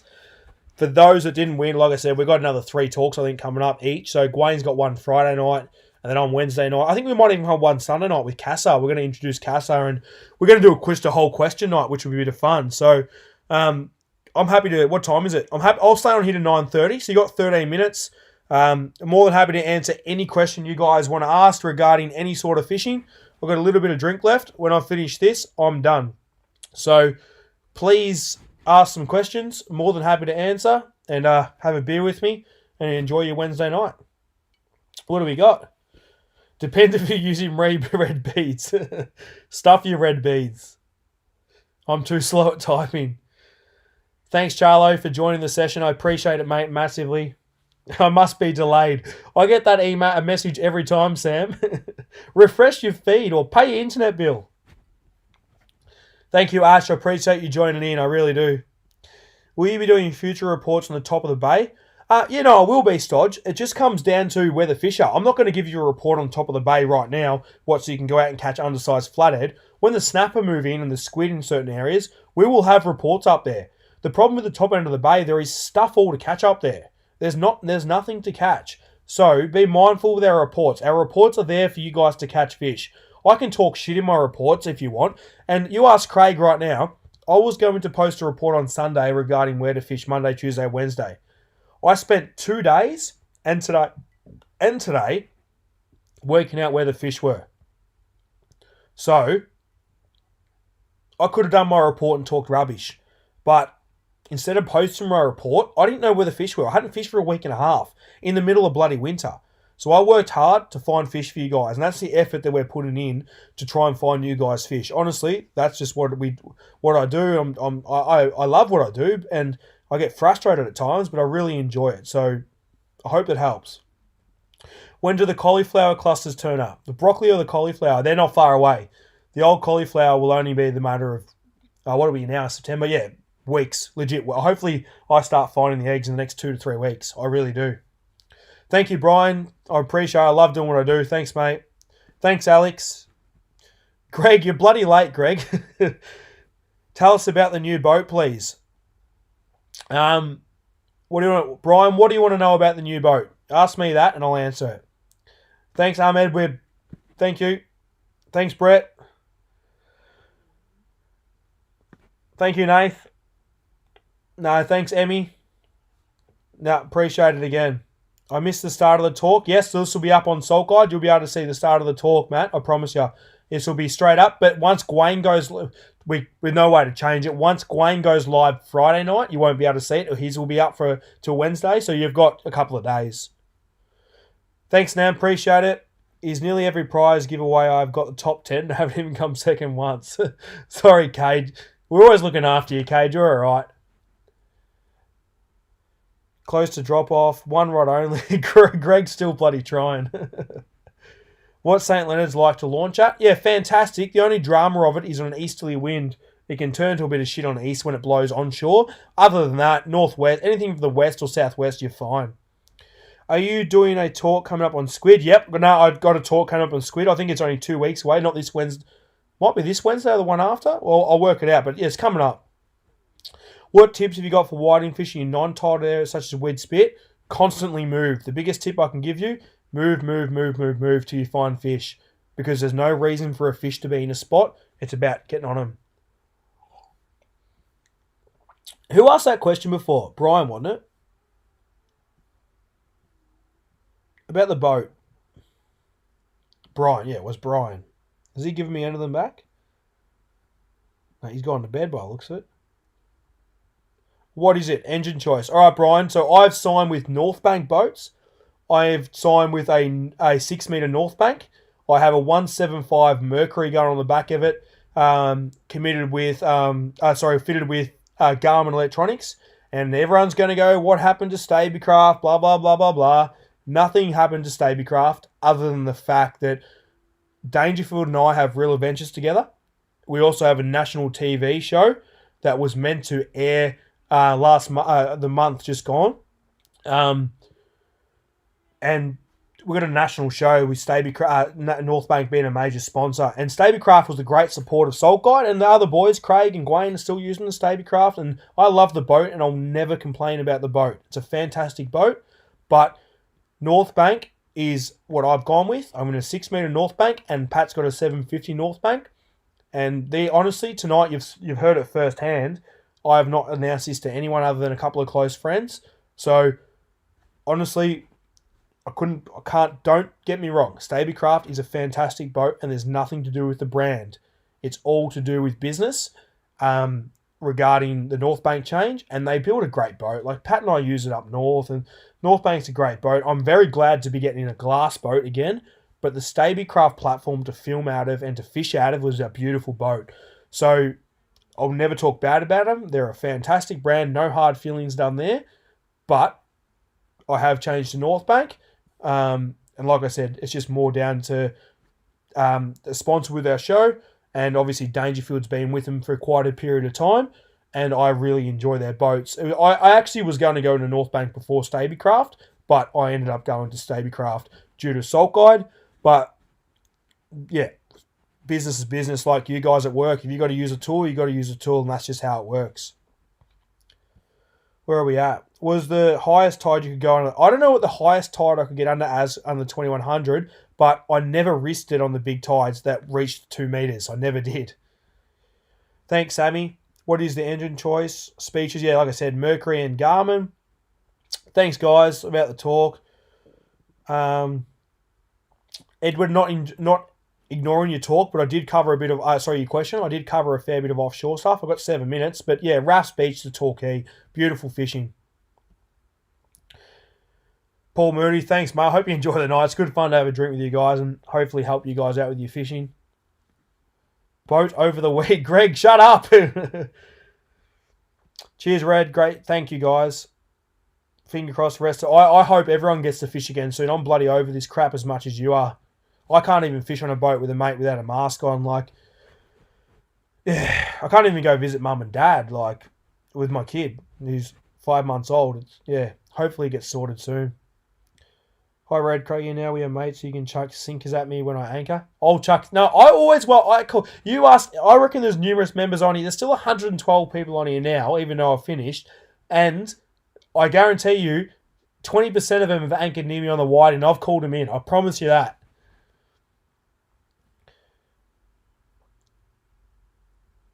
Thanks, Cade. We love you, Cade. You're a ripper bloke, mate. Awesome. You have mentioned diving for craze. Any chance of a talk? Yeah. Well, I'll put that in the plans, Cam. Yeah, good one. Yeah, we will. We actually might do that before summer, Craigo. If you've got a pen and paper, Craig, write that in front of you, please. So Craig, if you didn't know, obviously owns Salt Guide with us. He's the man behind the scenes. He does all the hard work, but we appreciate it more than ever. Answered every question right, definitely in delay. How do you fix that? I don't know. I think I'm always going to be ahead of you guys. I don't know how it works. There are fantastic boats in the market, Brian. There is, and yeah. But you find a boat that suits what you do is the main thing. Bit of history. How started up Salt Guide? Raptor, I can give you a bit of info on that. So I met Craig Cox, it'd have to be 6 years ago now, doing guides. He hired me for a guide, and it was one of those bullshit artists that said to me, I'm going to make money with you. We can make money, which I've heard 1,000 times. Anyway, sure enough, he went to a pub. He sat in a pub by himself. He had a couple of Jack Daniels, and he said to me, he rang me. He came up with not the name Salt Guide, but I'll use the Salt Guide. What about a tutorial website we teach people? And I sort of, yeah, let me know when you're at it. Thinking another guy talking shit. Let's be honest. 2 years later, he come back with a full plan, and I ignored it. As in, like, just, you got to remember, I get a lot of stuff thrown at me. And then all of a sudden, he rings me and tells me he's doing it without me. And I said, hold on a minute, no, you're not. So I jumped at it. We had a discussion. So then we needed someone to be another guy like myself who loves fishing and likes to teach people. There's no one else better than Gwayne Blake. And Gwayne actually started my guide. So I thought, right, I owe Gwayne a favour, in a way. Salt Guide's going to be awesome. So when I say Salt Guide, we didn't know the name at the time. So we got Gwayne on board and we had a chat, and then a few more discussions went by.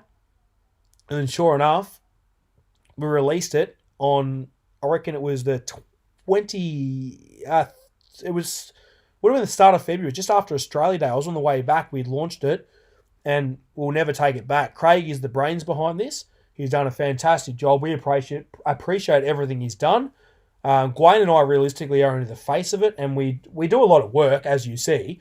But Craig and his wife Karen do a lot of work behind the scenes. Like, you wouldn't understand. They start at 6 a.m. They finish at 5 p.m. So a lot of work goes into Salt Guide behind the scenes with updating website servers, the offshore team, and everything like that. So long story short, that's how Salt Guide started. I met Craig at a guide. I got Gwayne involved, and yeah, we're here now talking to you guys. And I've had nearly 250 people at once watching tonight, which is freaking amazing, and I love what I'm able to do. Talk on Kingfish. Yep, coming up. I promise you that. That'll be up here before they come. I promise you. Hooking up with you when you're AB, heading out in your boats and learning from you. Also, cray diving tips. And Abe. Who's AB? When you and AB and heading out. Ending up looking up with you and AB. Who's AB, Greg? Heading out in the boats and learning from you.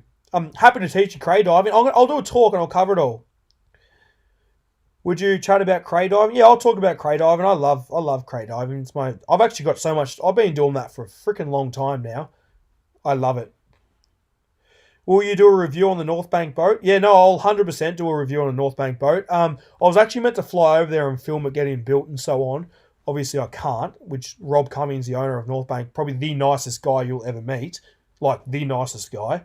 He'll, if you're looking for a North Bank 500, message me on my Reds and I'll be able to help you out regarding your 500. I'll be able to match something with you and help you out with that. Sorry, Ahmed, the Gummy Sharks ones. I know we're trying to save them, but it's hard with this bloody YouTube stuff.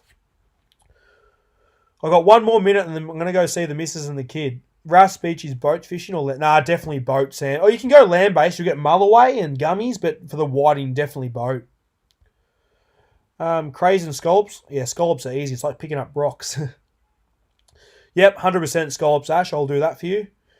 Do you still rate the Eden Craft? Fantastic boat. A beautiful boat to use. 6 metre Eden Craft. Great boat. Amazing boat. But hardcore boat, if that makes sense. Reg, I posted one. I never asked the bloody question about one rod only, Greg. That was a joke. I wasn't going to ask it because I knew you will post it. Fiberglass 6 metres over aluminium plate in rough weather. What would you prefer to be in? Whitley or a yellowfin? I haven't had much experience in a Whitley. I've been in yellowfins before, but glass in chop is obviously going to be better because they're heavier, but it depends on the platform of the aluminium boat. So, yeah, it depends on the platform you're out of. So, yeah, to fish out of, like that Stablecraft to fish out of and film out of, you could have 16 people on one bloody side and it wouldn't lean. It was great. But to get there in a hurry, you had other people. You couldn't get there in a hurry. So you got to lose one with the other. Like, I will never talk bad about that Staby. It was a beautiful boat to use. And I'd happily, if it was me, I'd happily buy one too. They're a great boat. And I actually bought my North Bank. It's not a free boat. I have bought this. Yes, I got a good deal on it, but I own this. This is my first proper expensive boat that I've ever owned. So I'm pretty proud of that too. Craig is a top bloke, always willing to help down to earth. Oh, each their own, Sam. I reckon that's me done for the night, guys. I still got 100 people on here, but I'm going to finish the rest of my drink. The missus hopefully sorting the kid out and the dog. I've got a good missus. She does what she has to do. I really appreciate you guys joining in tonight. Thanks for listening, and I really hope that I'll help with your fishing, and I hope you guys enjoy Salt Guide. Stick in there a bit longer. Let's just get through all this shit time. Let's be honest. It's crap. COVID's no good. But let's look forward to summer. Snapper, kingfish, crays, sharks, flathead, whiting, you name it. We're going to smash it. And I promise you guys will be the first to be updated with what I have. Stay tuned. Salt Guide's coming through with all the goods to you guys, with Gwayne, myself, and obviously Chris Casa. And we will see you guys extremely soon. I'll see you next Wednesday or maybe even Sunday with Casa. Cheers. Have a good night.